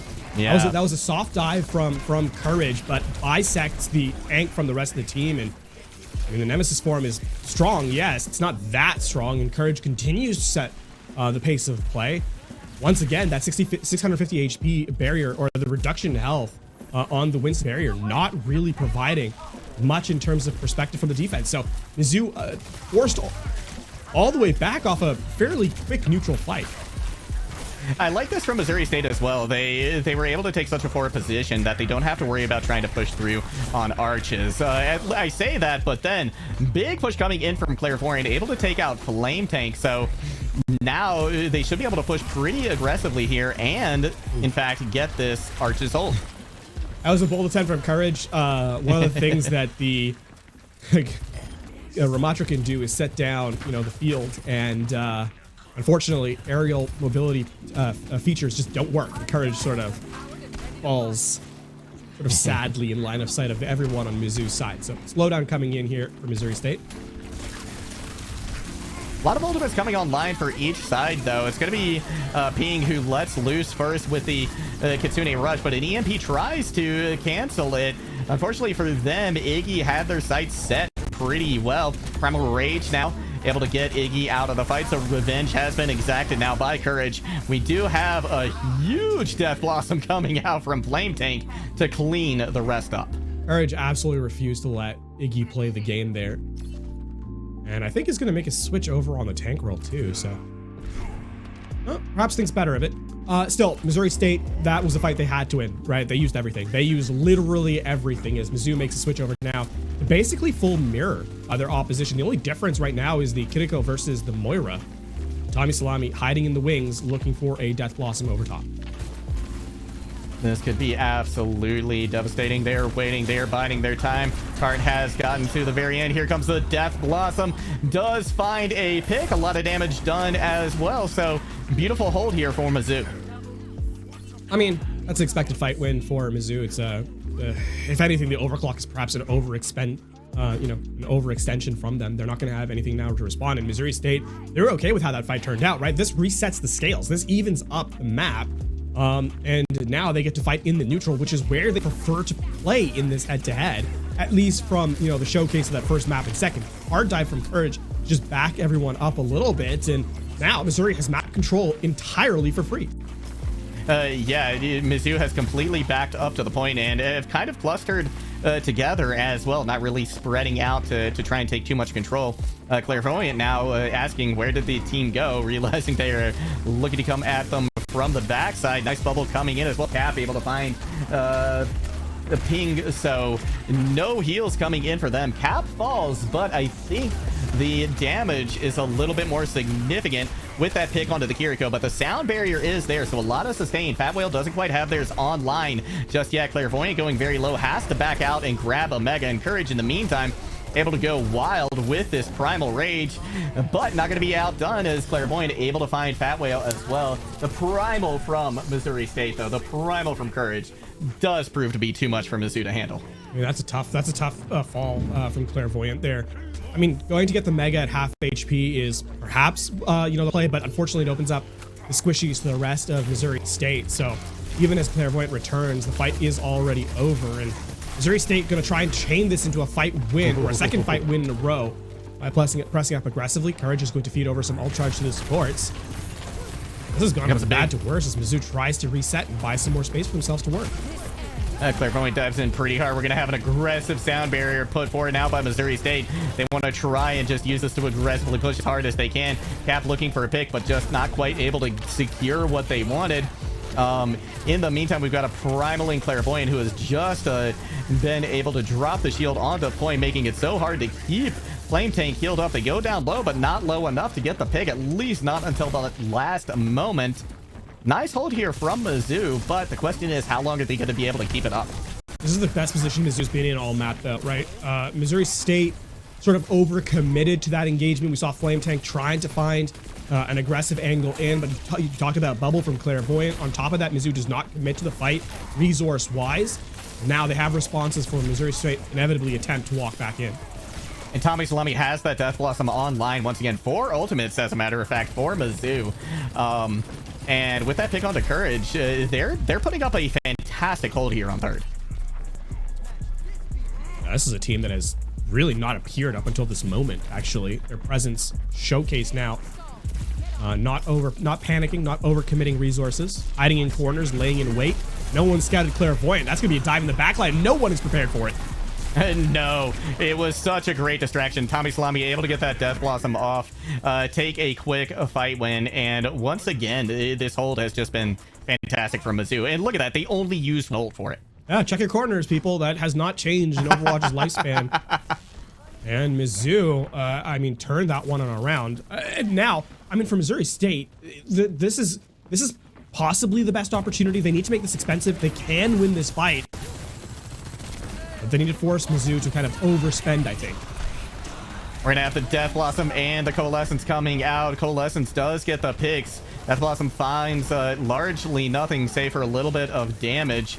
And once again, Fat Whale and Cabby both go down, so no Lucios to be found. In fact, the only source of heals right now is OnStar with the Moira. We've got Clairvoyant diving pretty far back as well to try and put a lot of pressure on. They're going down very low. Gonna be able to sustain themselves. Kiriko Ping does a wonderful job of diving in with them. Courage now opting to go over to the Reinhardt here at the last moment. Well, this is going to be the final fight, and Overclock v Overclock. That's all you got resource-wise, so can you defend against the Sojourn? And here we come. Both Sojourns have expended the Overclock. A lot of damage going in. Cabby able to eventually get capped. So Mizzou now with a golden opportunity to secure this defense here.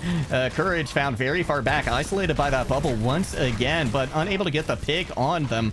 But they did push them back quite a bit, and with 15 seconds left to go, this last fight is going to be rough. All comes down to can you survive the Death Blossom brawl in close. Iggy is down. It's a good pickup from range with the Hanzo. Clairvoyant now on point. Going to try and activate that overtime. Tommy Salami coming in with another Death Blossom, but they don't get to use it. Courage is there with the Rocket Hammer to say no this time. They charge forward very aggressively, trying to keep everybody back in spawn as the car continues to push forward. Iggy does find Cap, but somebody is going to have to touch. Otherwise, this map is going to go on to round number 2. Courage finds a little bit more value as well. That Hammer doing so much cleave on point. Tommy Salami in with another Death Blossom, but this time it's going to be Flame Tanks who lands a little bit harder. Kitsune rush in now from Ping, but I don't know how much worth it's going to get. And we do, in fact, have the overtime cap. Close, that last second brawl from 0 to 3. the Reinhardt ends up being a big difference, right? Can't get in close to the objective to contest without swinging away. That extra damage, I mean, that cleave damage that comes in, so much more burst than the Winston. Encourage a well-timed last pick, but the difference maker is Flame Tank 550, right? The Death Blossom over Tommy Salami, meaning they just can't get that damage down, and it wastes both the Kitsune Rush and the Death Blossom. So combination of the Reaper and Reinhardt stepping up in a big way in Missouri State. They'll complete the map. Still took them till overtime, and it wasn't particularly convincing. Mizzou has an opportunity here on their offensive half. And this is interesting as well. We're looking at potentially 2 wrecking balls here. We've had a DC, so they're gonna have to wait for just a moment while we get them back into the map. But this is definitely a very strong look, I think, for Mizzou. I really like how they kind of adapted to this, and just a very, very strong hold on 3rd point. So I think so far I'd have to say this is the closest match I think we've seen tonight. Oh, indeed, yeah. I don't disagree with that at all. I will also say that Mizzou definitely leveled up on that 3rd phase. That was the strongest they have looked, yeah. Right?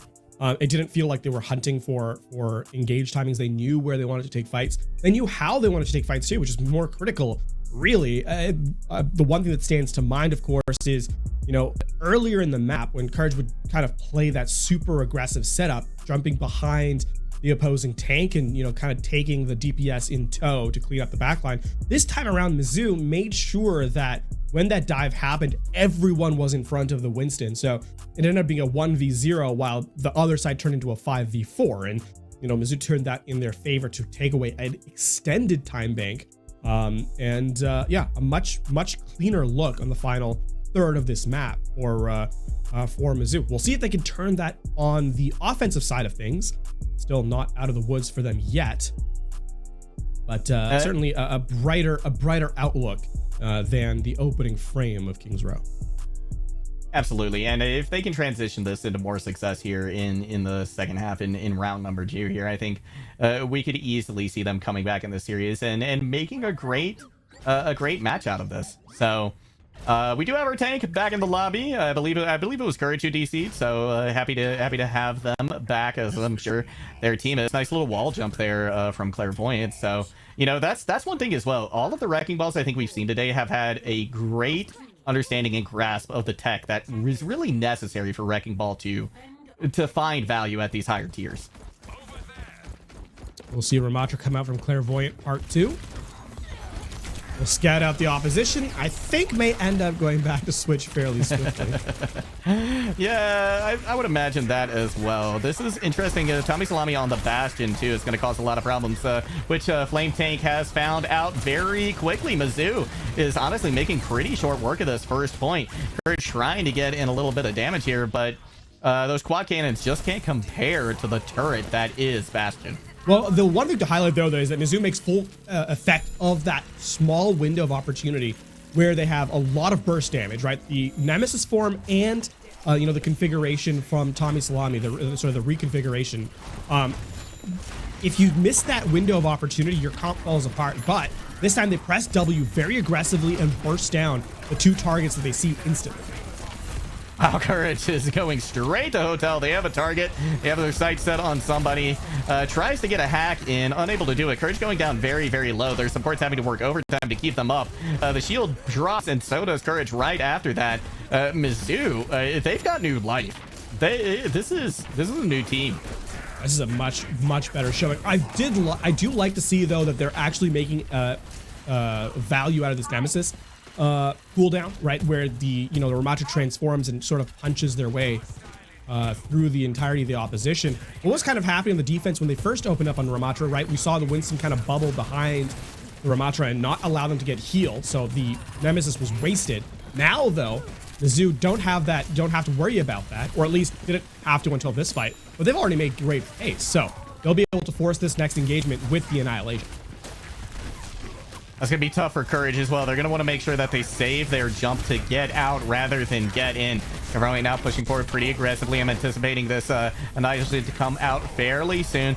Forced to drop back to point, though, and try and help deal with Courage, which they do very effectively. And in addition, they hold on to all of their ults. They won that in the neutral. Yep. I mean, Iggy with the pickoff on the Sojourn, right, at the start of the fight. A 5v4 that turns into a 5v3. You don't need to use any ultimates, and what looked like a commanding map for Missouri State has vanished as we are now in the final phase, and that's 5.5 minutes for Mizzou to complete. And remember, if more than a minute's on the clock when Mizzou captures, Missouri State will not get a second opportunity on this map. Gonna have a nice pick off from the skill orb there for him on Star. Missouri State pushing forward very aggressively. The Riptire causing them to back up as well. Won't find any value, save from burning a little time off the clock, though. That's way too expensive a fight for Missouri State. They had to use every ultimate they had at their beck and call. Yeah, Missouri State now opting to get the sound barrier out there as well. Courage forced to use the primal too. Iggy go down very low. Courage dropping back to point now as they go down to about half health to make sure they stay alive. Taking a little bit more damage. It looks like they bit off more than they can chew once again. And now Mizzou has a golden opportunity to put this within one fight territory. Good point. I mean, this has been Mizzou using no ultimates realistically. Yeah. Now, Missouri State playing Mr. Heroes as Courage goes over to the Ramatra in kind. Another uncontested elimination, and Mizzou has now walked into the final half of this third phase.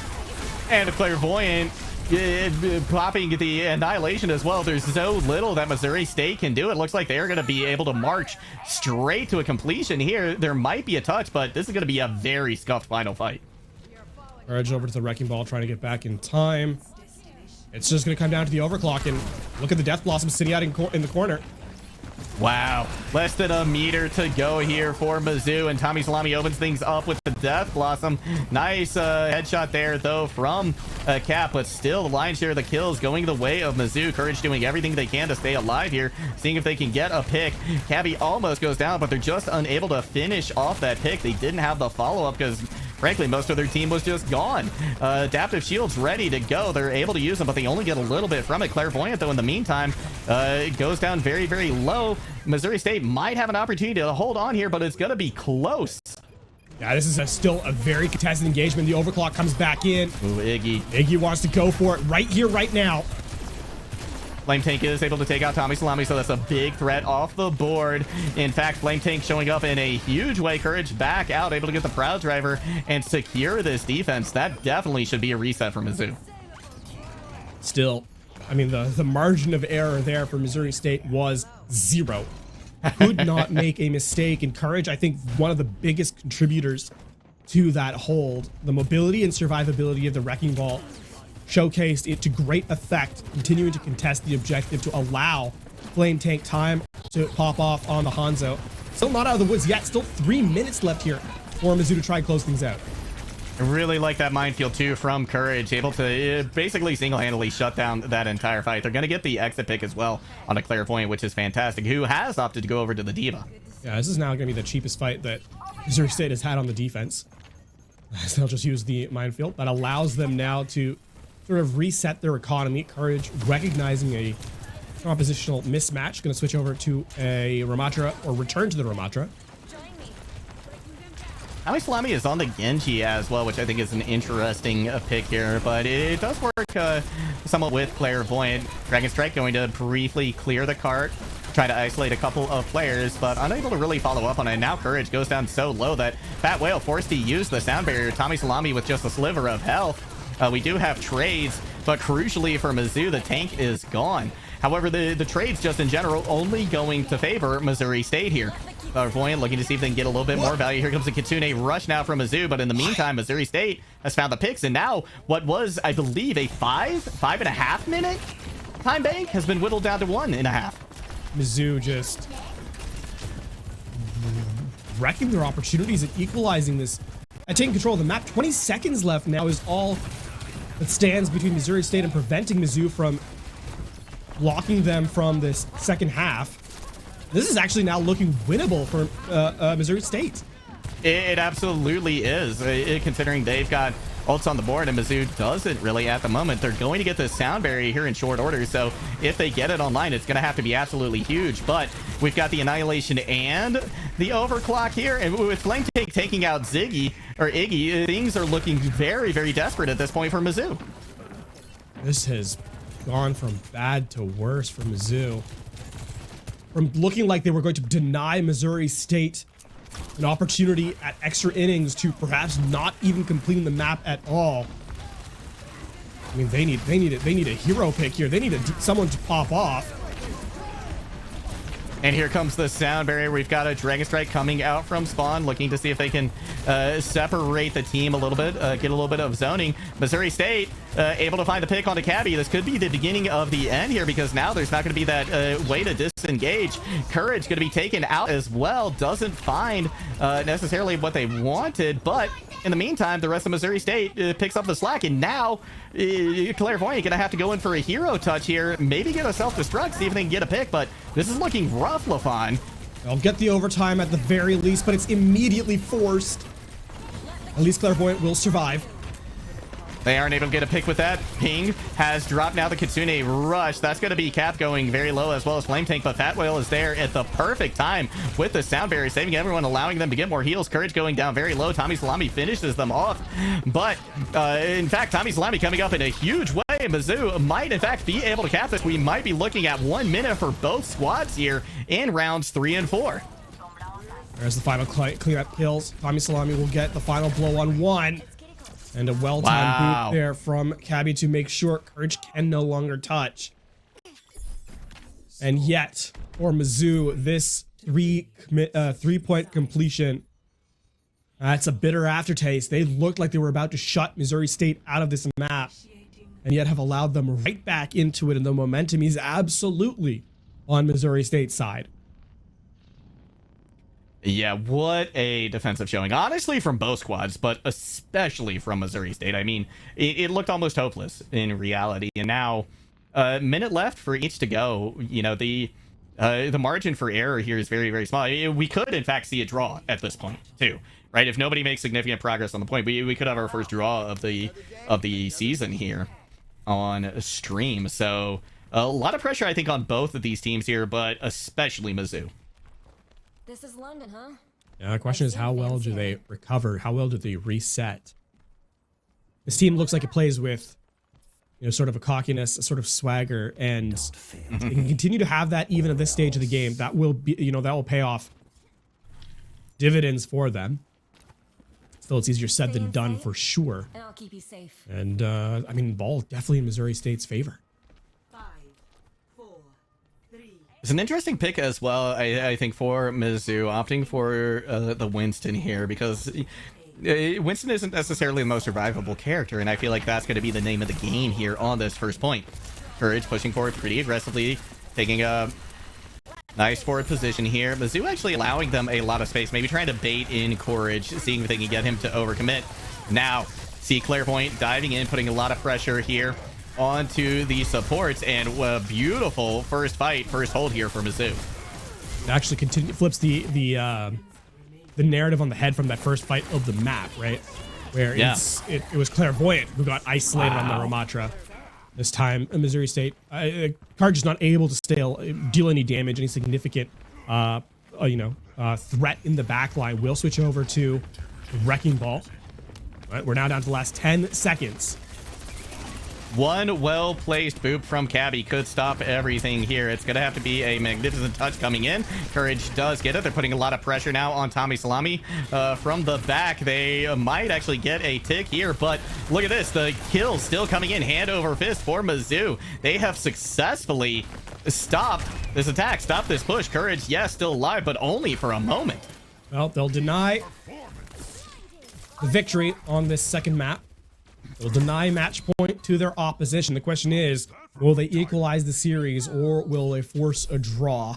I'll get 1 minute to take 1/3 of the objective. Certainly easier said than done. That first fight so utterly critical, as we saw just moments ago. Regardless of how this map ends, I think Mizzou has to look at this as a victory, though. Because they've at least denied Missouri State match point, right? So if they get a point, great. If they don't, this is still a fantastic showing from them, because if nothing else, they've evened the playing field and they found some success. They found some ways to play up against Missouri State, who honestly looked dominant at first. I mean, the numbers don't disagree. The way they approached it, perhaps not so I can unlock it for you, cariño. equalized. Hello.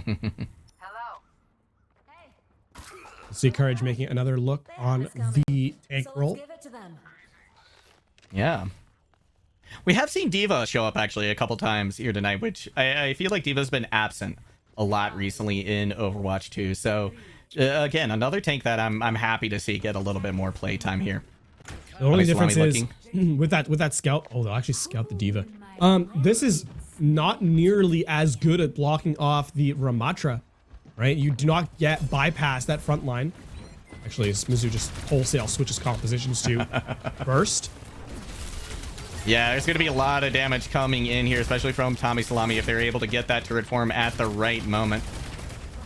Clairvoyant looking to push onto point. Critch has to back up. Gonna start to get a little bit of progress here. Tommy Salami now looking for an opportunity to use that turret form, but patiently waiting, seeing if they can find the right opportunity. 20 seconds left to go here. Mizzou definitely taking this a lot more careful and collected. Big pick on the flame tank. This could be Mizzou coming back in this series. That's going to be OnStar falling. There goes the lion's share of the heals. I dare say we have a 1-1 game here. Our first matchup of the night that will not be a clean sweep. We got a tie game. Impressive stuff there. I mean, it was close, right? That felt like it could have filtered in the other direction quite easily. This time around, it was enough. They were able to hold on just long enough to force the map back in their favor. I mean, that 5.5 minutes, if they'd ended up losing this one, that would have come back to haunt them. However, it took them a little longer than expected. They were still able to close out the map in style.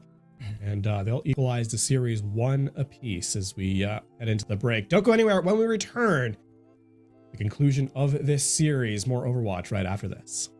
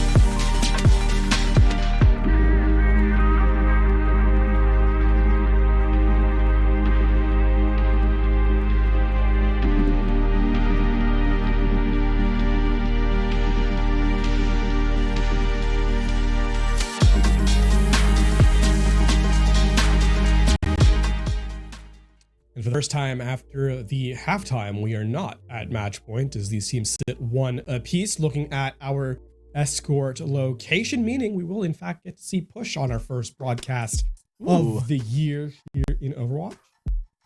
As we get set to go to Junkertown for map number 3. And I think we continue the trend, right? It was 4 different escort maps tonight, was it not? Yep. I don't think we saw any similar escort maps, so that's very exciting. I love that we're getting to see so many different looks, and this one is unique as well. There's elements I think that are similar to Circuit Royale, of course. You've got these long sight lines.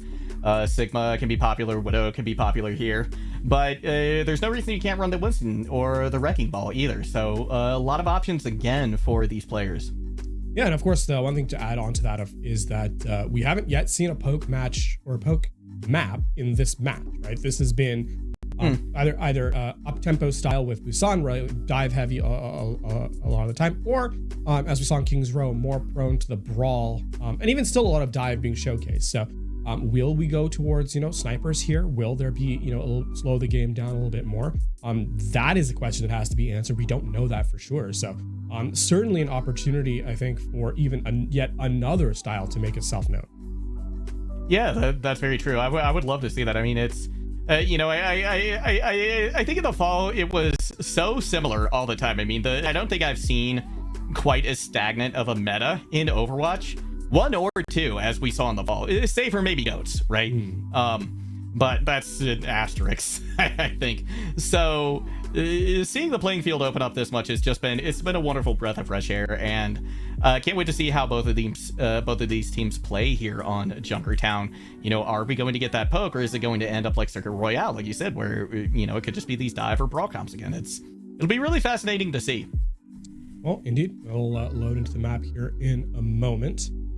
So we got to look at how this series went down. Just a quick recap, of course, the first 2 maps. Map 1 wasn't close, really. I mean, 2-0, no. It was basically 200. The first round was closer. Well, the second one essentially was 100-0. And as we head into King's Row, right, it looked like it was going to be a repeat of that level of performance as Missouri State sort of took a dominant look through the first 2 stages, but then being slowed down on third, they just couldn't find their footing, and then even giving up a ton of progress that they had to claw their way back in. So the way we've approached this 1-1 scoreline is perhaps not indicative. It's weirdly, momentum based. One team takes a very big lead and the other one kind of responds in kind. So as we head into map number 3, I'm almost wondering if that continues or if it sort of levels out from here and teams kind of play to each other's strengths.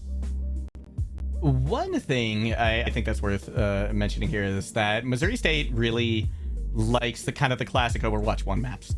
And that's reflected, I think, in this Junkertown pick. University of Missouri, they listed a lot of maps, right, when we spoke to them earlier, that they're very comfortable with. Junkertown, not one of them, right? I think these were the most maps that, we saw or we got an answer to, when we asked these teams, what maps do they enjoy? So I think it's very notable that Junkertown is absent here for University of Missouri. So yeah, I like this pick from Missouri State. I think it could show them a lot of promise here, but they're definitely going to have to turn this momentum around, like you were saying.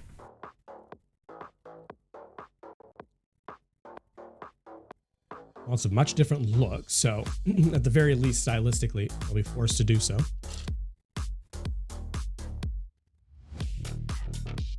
I do hope we get to see some good sniper duels here, because that's been something that's been largely absent today, right? I think snipers have had a very tough go of it because dive just looks so dominant, or not dominant, but it looks very, very powerful right now. And I mean, part of the reasons why we're likely not seeing a ton of Widow is the recent nerf to her. Fair. Right? Yeah. HP.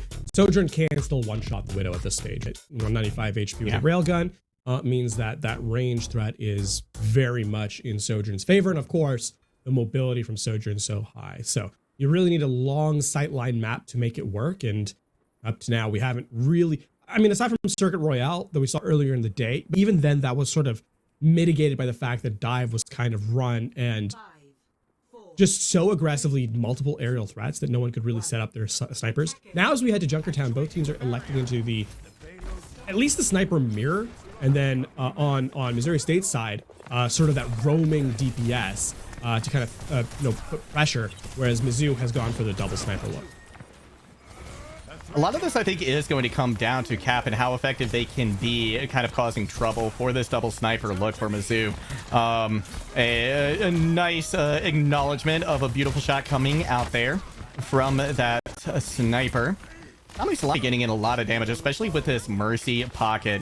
Nice pick onto OnStar, which should give Missouri State some pause, maybe even force them to back up and try again, even though the spawn isn't that far away.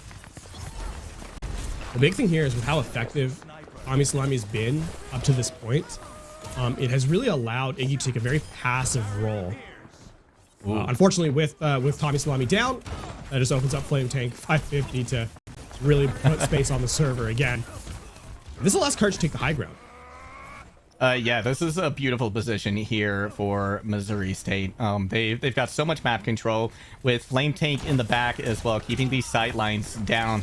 TommySalami able to win the duel against Cap is a pretty big deal, though. So Mizzou could start to put some pressure onto the point here. But again, they're just going to have to be cognizant of Flame Tank, as Iggy was turning this into an even better situation for Mizzou. Yeah, the lore accurate duel ends up making the difference there. Still, this hasn't really forced Missouri State too far out.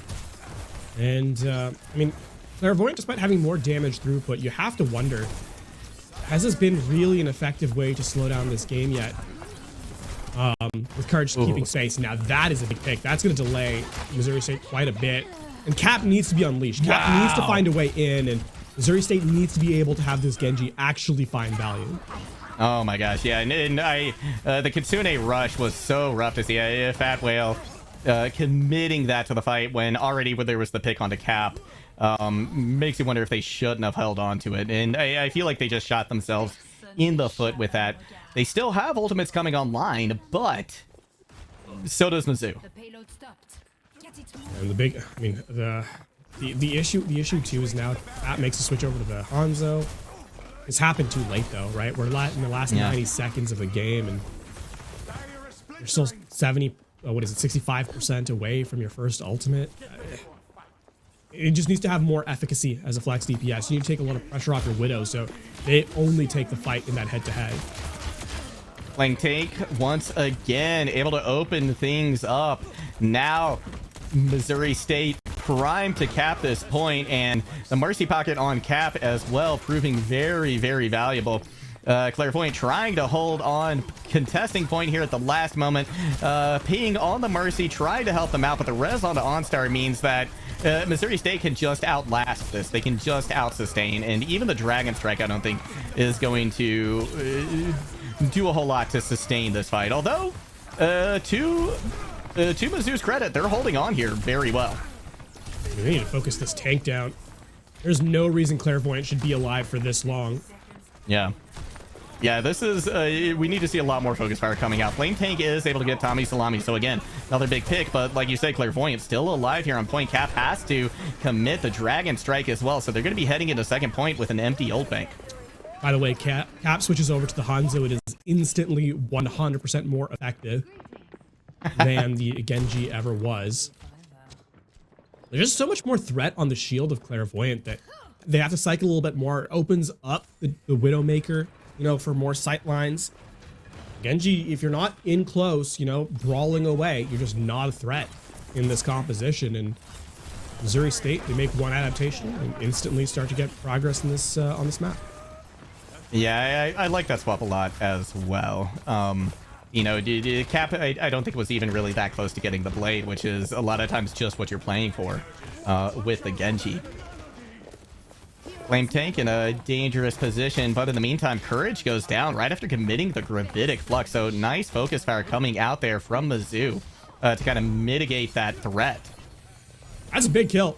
Is that the Infrasight gone? Actually, Iggy had that advantage. Now it's going to be an uncontested return Infrasight. Mizzou has to play a lot more passively. Yeah, and Flame Tank, I feel like, has been just a little bit more devastating on the side of Missouri State than maybe Iggy or TommySalami at the moment. So having that uncontested sites is really, really dangerous. And Cap. With the fact that the Gravitic Flux is available to only Clairvoyant, the game has slowed down significantly because of that defensive high ground control. You can see Courage looking to try and find an avenue into the thick of things, but instead takes a ton of damage.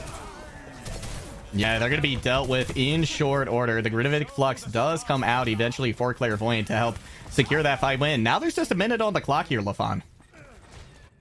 Oh, Cap is super delayed. Yeah. Missouri State going to make some switches here. They try and get that last minute, sort of brawl contest. I assume they're going to go wholesale to dive. Yep. Only Flame Tank staying on the Widowmaker, and I think now is going to switch as well, as they were picked up out of spawn. One would imagine that will be the change, but no, Flame Tank actually looks like they want to stick on it, maybe to make sure that they can keep Iggy in check at least a little bit. But kind of splitting your focus and splitting the style of play that you're gonna try and enact could be problematic. Courage gets a nice pile driver there, already up to 50% on their ult as well, so tremendous amount of value coming in, but a beautiful pair of picks here. Crippling Missouri State. 10 seconds left to go. This might be as far as they get unless Courage can somehow find a way to sustain at inhuman levels. They're going to go ahead and commit pile drive onto Iggy, but the pocket is there from the Mercy, keeping them alive. But big thing is Courage is still alive, and they're getting so close now to the minefield. They're gonna try and contest as well this window. Clairvoyant picks something up as well. Now the res is on 2, so Missouri State in a tough position. Flame Tank does get crabby, so the heals are largely gone, and Ping has already used the resurrection, but it's not gonna matter. Mizzou holds on and stops the cart at the brink of third. At least the payload was able to advance a little bit for Missouri State, right? They get a little bit more progress out of that last second switch. The likelihood of them winning that fight was extremely low, right? The Valkyrie was brought online at that final third, and it's really tough. We have no sustain utility, right? No support ultimates coming through, and you don't have the utility you need to keep the fight going. So credit to Missouri State for at least getting some progress, despite being at such a large deficit. In all, though, the real story of this map was the delay on first, and the shutdown that Mizzou took, right? That stall that ended up happening at the gates of first, right? Realistically, prevented the payload from being captured here from the second phase. That fight took away 45 seconds that would have given Missouri State an opportunity to get those ultimates online in that final hour. So the story of this map realistically has to be that gate defense on first. It was a tremendous showing from them, certainly, and Missouri State, they have had to fight tooth and nail for every inch of car progress here, and that's exactly what Mizzou wants, and that's exactly what they got. Gonna be a little late getting to the party is OnStar after a little bit of confusion on what they wanted to be on. The damage boost on the Cap, which has been very effective so far. A bit of damage just being exchanged here at the moment. Barry already down though for Clairvoyant, so a lot of good focus fire coming out from Missouri State to try and keep them at bay, but they're not going to be dissuaded too terribly much. So they start to push forward and gain more map control. That's what a pocketed Hanzo will do, yeah, right? Yep. A lot of burst onto the shield, so the snipers have to play a little bit more passively. And yeah, you can't resurrect both. So this is the Hanzo has really been a difference maker. Yeah, they certainly have.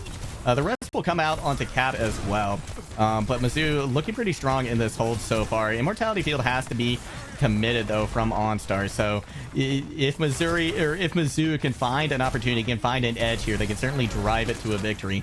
Accretion doesn't land. Shield comes up at the last moment there for Courage, but it's been kind of a slow slog as well here for Mizzou. Nice shot though from Flame Tank. That could open things wide open for a bigger hold here, but Iggy strikes back in kind and more, taking out a support alongside the other Widow. So this is tremendous, and in fact Fat Whale, I believe, just got their res denied. Yeah, their wings are poking out around the corner, so the headshot comes in. This is a bold fight to take if you're flame tank. Yeah, I'll say. Shield and infrasites, you're not winning this one. No, there's not much you can do there. Speaking of not they just winning, hold though, back. I mean, speaking of not winning, that first point's captured in Missouri State. That's 4 minutes 45. We'll have to defend the second phase for. This has not been the delay that they needed on first, and Zoo are primed to kind of run this one, like sort of, move the objective all the way through here. Yeah, especially considering that they're going up against the poke comp too. I mean, it is poke v poke, but what this means is that as long as they stay on the cart, they can continue to move it, and Mizzou is just going to have to kite, or rather Missouri State is just going to have to kite back. But at least at the moment, they're down one player. The res does come in, and in the meantime, Mizzou finds a pick on a flame tank as well, which means they can go a lot more aggressive. They don't have to worry too terribly much about these sightlines. Yes, Cap is still there. Well, and flame tank is back. Still, that's forced the tank. That's forced Courage off that aggressive angle they wanted to take to kind of spam damage in. That's allowed the payload to inch closer to the golden box of victory, and Missouri State are the first one to have to commit to this fight. They don't have the luxury of waiting. Ooh, Iggy with a beautiful shot as well as Flame Tank is trying to reposition. A lot of damage going into OnStar as well. They're forced to use the Immortality Field once again. That way it looks like they're trying to go for the res, but Iggy says no, and Clairvoyant with a beautiful Gravitic Flux might have just put the finishing touches on this map. I don't think there's going to be a contest here, and Mizzou will climb back from behind. Oh, the Tracer is going to get here at the last moment to activate to activate the stall, but not for long. No one else can get there, and yeah, Mizzou goes up 2-1. Clinical performance there from Mizzou in this Junkertown map, and I mean, recall this is not their selection, as they have now won back-to-back, winning their opponent's map pick as well. So they are in the dominant position heading in, and even if they were to lose this next map, they head into map 5 with map pick advantage. So this is looking, I mean, pretty dire for Missouri State, as I mean, that was a one-sided Junkertown, no mistake about it. It certainly was. And Mizzou, they've really seemed to find their footing here at this point. They're, I love seeing when a team can adapt to their opponents, right? And that's exactly what has happened here for Mizzou. They've done a beautiful job, I think, kind of analyzing the weaknesses, where they were getting shut down, and finding solutions, right? And being able to pick out the weaknesses as well in what Missouri State is doing. So kudos to them. This has been a fantastic showing, and yeah, Missouri State, or rather Mizzou on match point here. Just got to win this push map, and yeah, like you said, we get to see a push. This is fantastic. Yeah, I'm now curious. Obviously, we only have 3 map selections to choose from: Esperanza, New Queen Street, and Coliseo as the highlighted push maps that are available in the game. And I'm very curious as to where we go, because I think there are, no matter which push map we end up on, all 3 have opportunities for the teams to kind of showcase their strengths at this juncture, right? I don't think any one map stands out as being excessively one-sided in terms of performance, right? Whether that be style, we've seen both teams run dive, we've seen both teams run rush, sort of that, and then obviously poke compositions as well. So, well, there's the answer. It's New Queen Street, and if anything, I think this unleashes courage on the wrecking ball. Yeah, probably the most.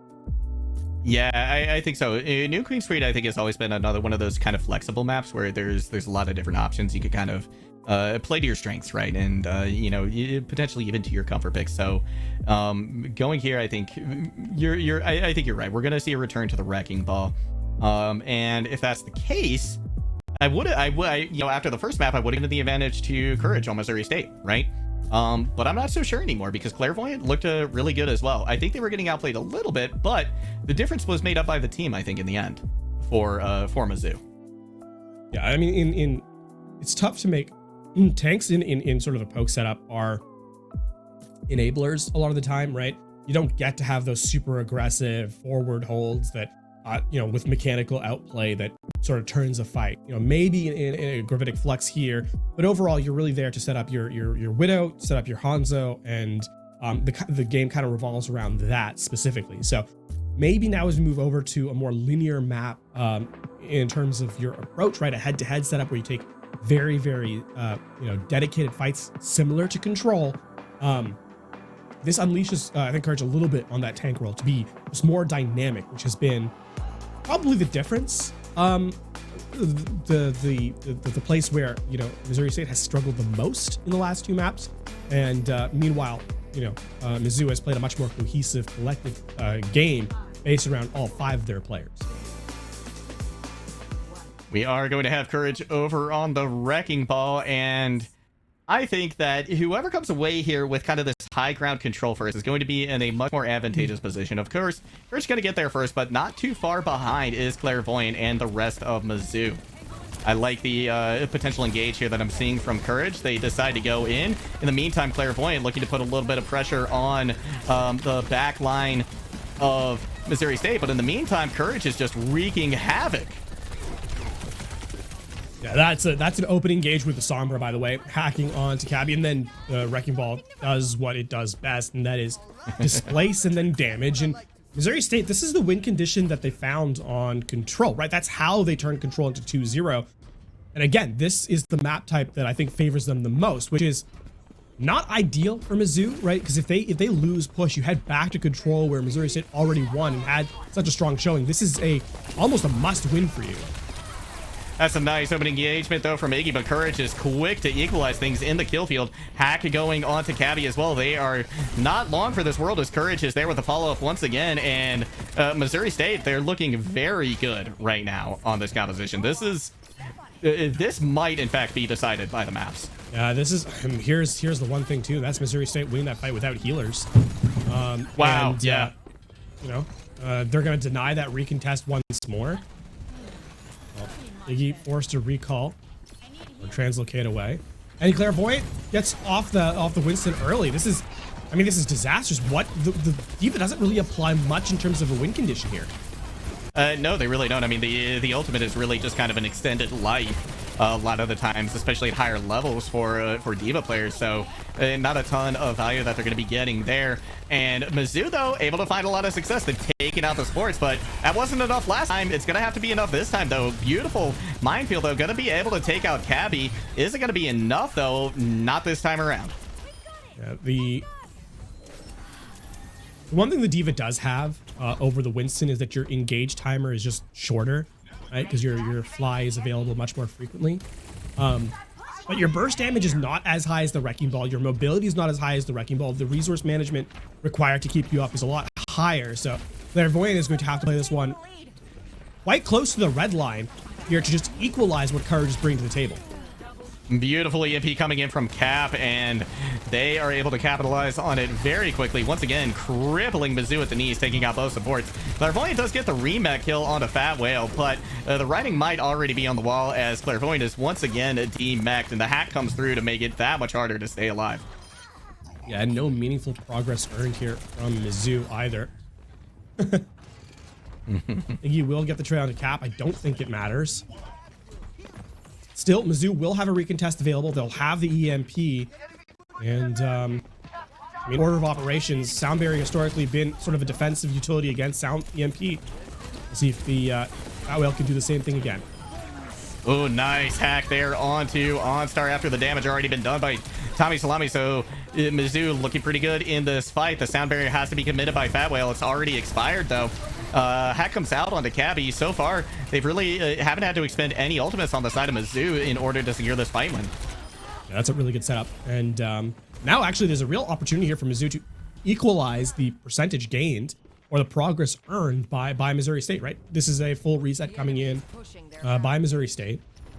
Cap not close to an EMP either. I mean, if you're Mizzou, this should probably be an opportunity to just play this one aggressively around your Kitsune Rush.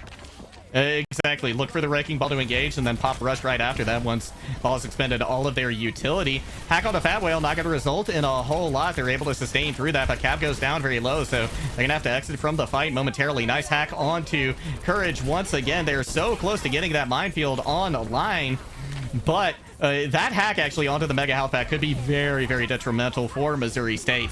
It's a small thing that could have pretty large consequences, and especially with OnStar out of the fight. We do see a big EMP coming in from Cap, though, who was not too close to that when this fight started. And it gets both supports. So the Sound Barrier is not committed. The Kitsune Rush is not committed. And Mizzou does not equalize in percentage on the bot. Missouri State successfully deny Mizzou that progress. Iggy gets caught out as well. Wow. Now Missouri State with that, delayed stagger onto Iggy, even though they're back fairly quickly, should get an opportunity here to perhaps get this checkpoint. And, yeah, they're definitely going to be looking for that butt scratch pretty soon here. Here comes the engagement, though. Minefield going to be committed into this mini health pack room. Tommy Salami goes down low. Clairvoyant does find a pick onto Cap. Hack is there onto Fat Whale, but they're going to be able to get the sound barrier off right afterwards. Cabby responds in kind. The Kitsune rushes online as well, and on the ground, Iggy putting in a lot of damage, putting in a lot of work at the moment. OnStar getting focused down now by the Diva, but fortunately able to kite away from it, able to disappear for a moment. Courage, though, just staying alive. Nobody even able to really cause a whole lot of damage to him because of that sustain. Missouri State will, in fact, get this fight win and get the forward spawn. And worse yet, it cost Mizzou everything, right? They use both they're forced to use the sound barrier and Kitsune Rush. They don't turn that fight on in their favor. And I mean, it's inevitable that this checkpoint comes in. This is going to start to perhaps be a snowball effect, because with Mizzou not getting those, the necessary eliminations in their ultimate economy means that they're now at a deficit resource-wise. Missouri State can start to turn this one on the head, cap another EMP at the ready, and Cabby not even close to his sound barrier.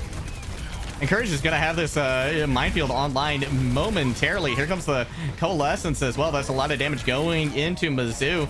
Tommy Salami trying to slow things down with a Molten Core on point. OnStar just about steps on a big EMP coming in. That's going to be a pair of kills coming up for Missouri State. No supports to be found, and they're just going to be able to continue to push this forward. And the DMAC Courage, look at that health bar. It has been seesawing back and forth all the way through, but critically, Courage has not gone down. And the lead extends for Missouri State. Mizzou again spending a ton of resources in that fight. Tommy Salami makes another change as they go back to the, or as they go over to the Sombra this time instead of Iggy. Playing musical heroes at the moment is Mizzou, and that's doing them no favors. But with OnStar out of the mix, things are looking pretty good here for Mizzou. Missouri State, I think, is kind of okay, though, losing this fight. There's not going to be a whole lot of progress gained here for Mizzou, and I don't think they spent anything in that as well. And the one upside here actually is that these very delayed kills onto Cap and Iggy are going to be staggered because the bot's going to get reset to half here. So you'll see both, even though they're hypermobile, they'll have to go back to original spawn, right? That far back spawn, which is going to delay the fight here. You can see Courage tries to take the fight and then it's like, all right, let's back up a little bit before contesting when the team returns. Yeah, they just barely dodge a hack as well coming in from Tommy Salami, who's getting very close to that EMP. Gonna have it online first here. Another engagement coming in from Courage, forced to use the adaptive shields, but they don't get a whole lot. The EMP puts the, the hack puts the finishing touches onto Courage. So Mizzou, they're going to be able to get some progress here. They're going to be able to activate this forward spawn for themselves now. You can see that Clairvoyant has changed the playstyle now on this Diva. Less about trying to find eliminations and more about just playing bodyguard for their team. Big hack here. Ooh. That is a pulse bomb you need to stick if you're Iggy. A wasted utility. At least the checkpoint should be earned here for Mizzou. Ooh, it's going to be close. Not quite. No, just about got it, but it isn't there. Sound barrier comes in now for Cabby. The Kitsune rush and the self-destruct going out. That is every single ult for Mizzou. They do get a pair of picks, so the fight win is there, but they're not going to have anything going into this next fight. They do win it full single-handedly, right? They don't commit, so rather they don't lose any players. So they'll be able to take a 5v5 fight here as that checkpoint comes in. So we're down to the last minute of play, and control of the bot is control of the game. And with the minefield, you can really, prevent your opponent from kind of going where they want to. So Courage gonna open up with a pile driver, but the fight is in their hands. Haven't committed the minefield yet. Waiting to see if they can bleed a few more resources before they commit it, so that way there's no escape from it. Ooh, that's going to be Flame Tank going very low. Forced to use the recall to get out of dodge. Hack comes in as well onto Courage. We do have a DC, which is unfortunate for Missouri State. Actually, it looks like it might have been production even lost connection right there. So, Yeah, I'm assuming the game has paused, but that might not be the case. I don't know.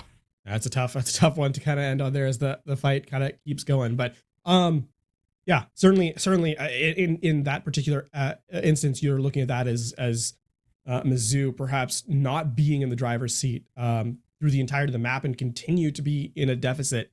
So Missouri State should have the advantage there. We'll see how they're able to recover. I mean, all things considered, that's a tough fight. A lot of this has kind of revolved around that 2, maybe even 3-player engagement of the Wrecking Ball and the DPS, right? And it's taken every resource in the game just to slow it down enough to keep Mizzou at pace, not even exceeding their opponent. So that has been a tough thing to do. However, that's going to be a break for us for the moment. When we return, the climactic outcome of this map. Don't go anywhere. We'll be right back.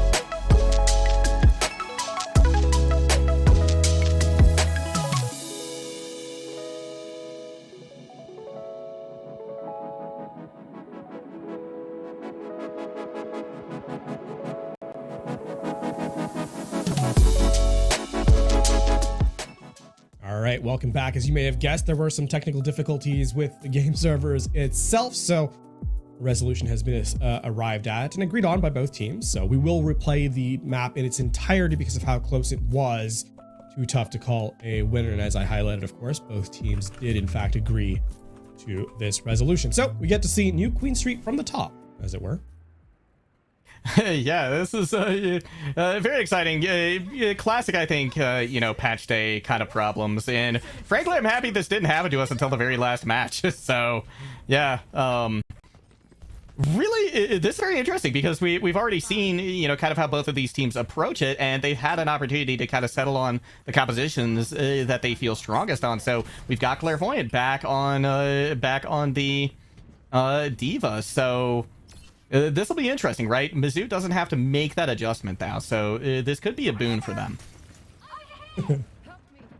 Last map was a scrim, I suppose, and Mizzou gets the unintended consequence of recognizing what they want their resolution to be. But yeah, Courage still was kind of controlling the lobby on the wrecking ball. We'll have to see if they can continue to do it here. Yeah, Flame Tank putting in a lot of damage. Forced to use the recall, though, early on. And with Clairvoyant picking out OnStar as well, Mizzou is definitely in the driver's seat at this point. Iggy able to take Cap out as well. And despite a bot coming initially under Missouri State's control, Mizzou has confidently won this fight. Iggy, I think, has been unleashed on the Tracer. We saw earlier in the series, Iggy played sort of the Sombra instead, right? Yeah. But I think this is a much better look for Mizzou, having Iggy on the Tracer. I guess to control the dynamics of the mid fight a little bit better than on the Sombra. True, their uptime is so much bigger on the Tracer. Courage goes for a couple of wall bounces, and unfortunately for them, doesn't hit, which could prove to be a pretty costly mistake, as they're only able to get healed back to about half health before they have to try and re-engage. OnStar is there with some of the heals, so Courage able to get in a little bit of damage, put a little bit of pressure on Clairvoyant, now diving in hard onto OnStar, who is forced to back away. They go down very, very low, and in the meantime, Ping taking Cap out of the fight is absolutely brutal. Clairvoyant forced to use the self-destruct to get back into mech, but at least they are still there. They are alive despite going down so low. Yeah, oh, that's a big pulse bomb. That's both supports down, and that's the fight over. One thing to kind of highlight, of course, is that Missouri State, they don't have the Kiriko. There's no cleanse for the hack specifically, right? And Thomas Lime is just getting a lot more value than Cap has at this stage, even without having sort of more damage throughput. Iggy has been unleashed in a big way here. Yeah, Iggy is playing out of their minds right now. Minefield online for Courage, though, means they've got the potential to stall at this point. Pulse Bomb in by Clairvoyant, so really showing a lot of comfort, a lot of value on the Diva, and despite being kind of an interesting pick, it really appears to be paying dividends. About to back up into a minefield, they fortunately don't at the last moment, but still going to be demacked, and Missouri State will come away with a fight win. That is going to be the first clean fight win that Missouri State gets in this part of the map. And I mean, Missouri State, I'd argue it's an expensive fight, right? They use the EMP, they use the Coalescence, but at least they're starting to get a clean fight win. They can get that reset, they can get Courage back into playing aggressively, which is where they succeeded the most. And they need the Wrecking Ball to really be a disruption here. They cannot allow the supports to exist for free.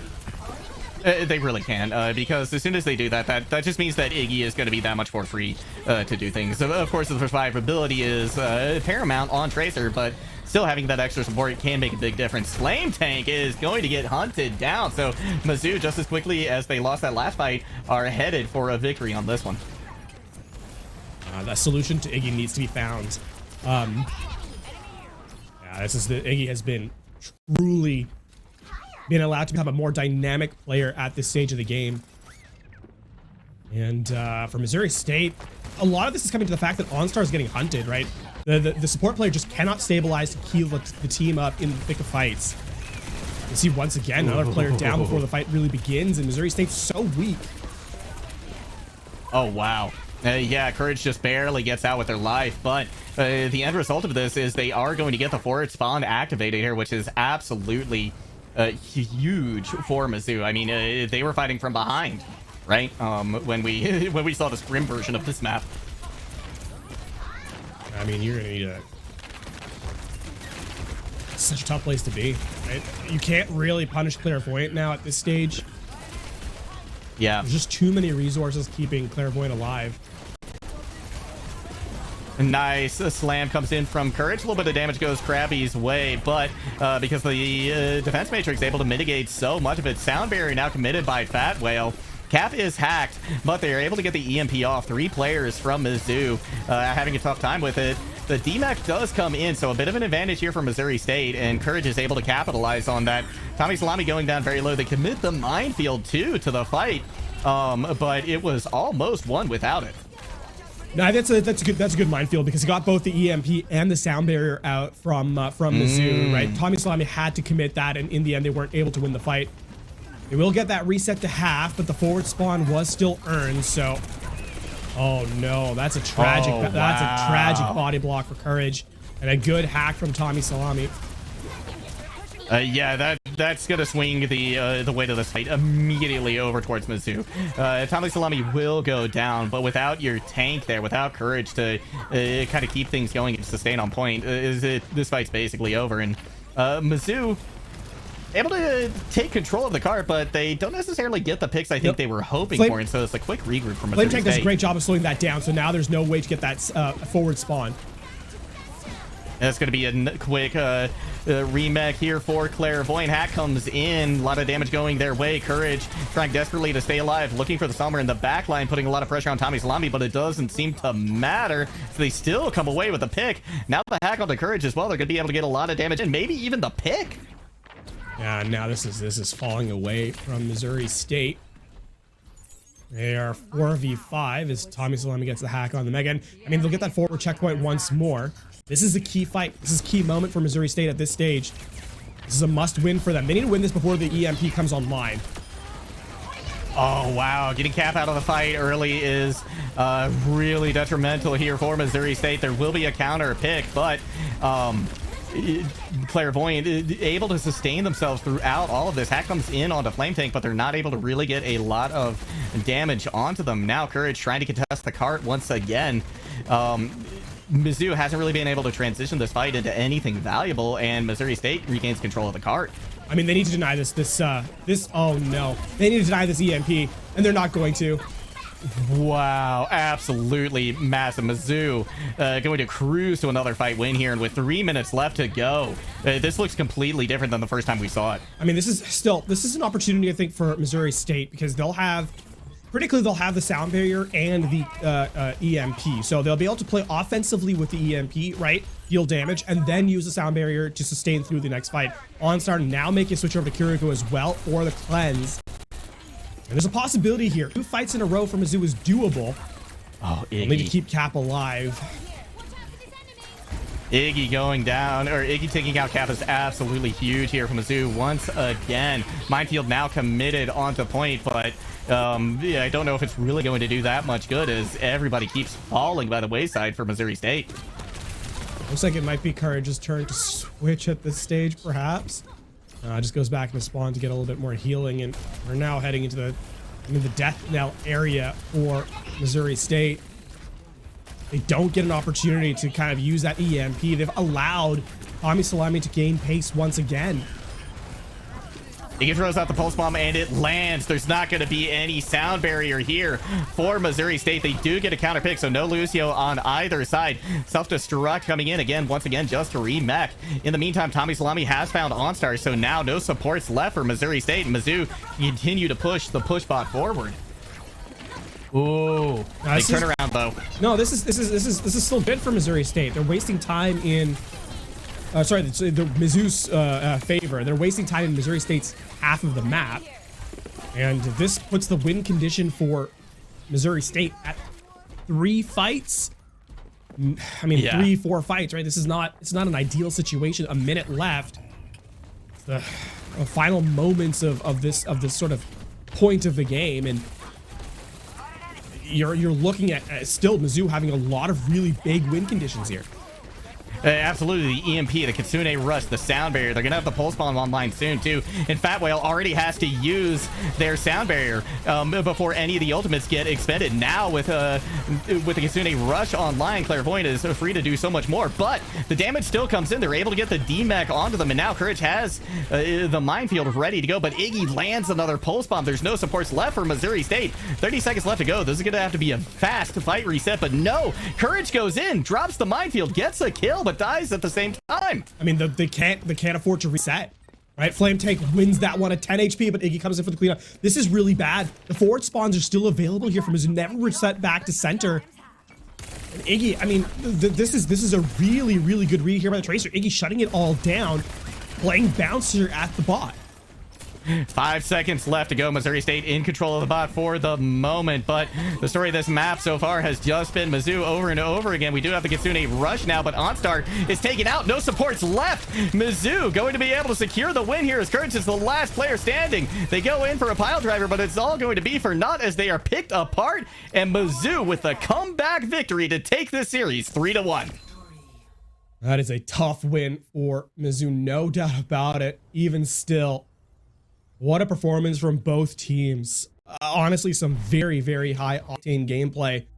And truthfully, both teams played very, very well. Mizzou just able to clutch it out in the very end as they take away a 3-1 scoreline. What a tremendous performance here, indeed. It really, really was. And Iggy, I think, was the story of that last map. They had such a tremendous showing, at least in the first. You know, for the first two-thirds, 3/4, I think, of that map, they might have slowed down a little bit towards the end there, but you know, the damage, I think, was already done at that point. And you mentioned as well, you know, maybe we should have seen a tank switch coming out of Courage at some point. I would have loved to see the Winston, right, to try and shut down the Tracer just a little bit, but it didn't happen. At the end of the day, Mizzou comes away with a well-earned victory. I mean, the big thing there is the resolution on the Wrecking Ball. Throughout the game, the Wrecking Ball was just able to find so much value, getting over to the D.Va, playing less of an aggressive setup and more, you know, a hyper defensive tank, right? We saw the Matrix being full held, allowing Iggy to just kind of, you know, reign free was sort of the difference maker there for University of Missouri as they turned that into a win. Alrighty, though the games are done for the night, we are not. When we return an interview with the winning team, University of Missouri, we'll be right back. Don't go anywhere. Interview right.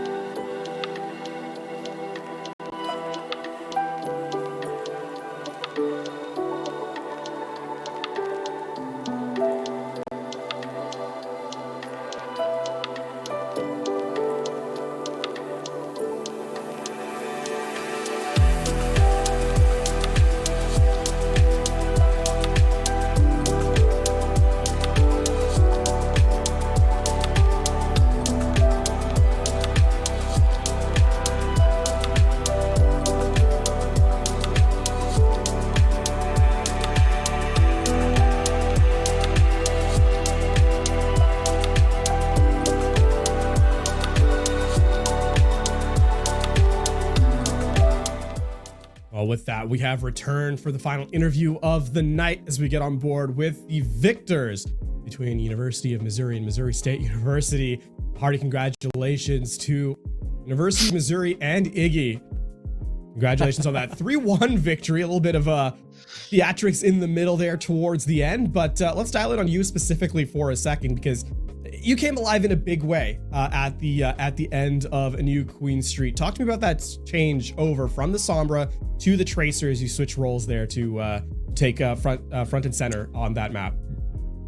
Well, yeah. I mean, on top of like none of our team having been able to like practice this comp, you know, obviously everyone kind of got the patch like 5-6 hours ago.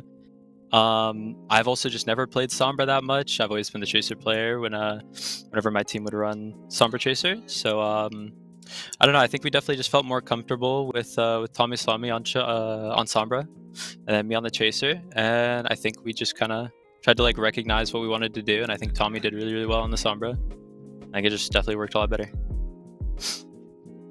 I want to take a moment and highlight King's Row, because that was the turning point for you all in this series, at least from my perspective. So tell me a little bit about what the adjustments were that you all made that allowed you to come back so dominantly on King's Row and eventually finish with the win here today. Well, I think especially for the first map, we just weren't really playing our game. We were trying to kind of match that ball, like kind of just see like what could work. It's like we kind of just like remembered, you know, mid game, we're like, hey guys, like let's just swap back to like what we've been running. Let's like go back to the Monkey. Let's go back to like the Sojourn, Reaper, Tracer, like that kind of stuff. And we just started playing our own game again and kind of just found the momentum and carried it back through, especially on the attack. But yeah. Definitely finding it. Obviously, you've got your team behind you there. Do you guys play frequently? You guys all play from the same area? Yeah. We all play in here whenever we practice or play a match or anything like that. But yeah.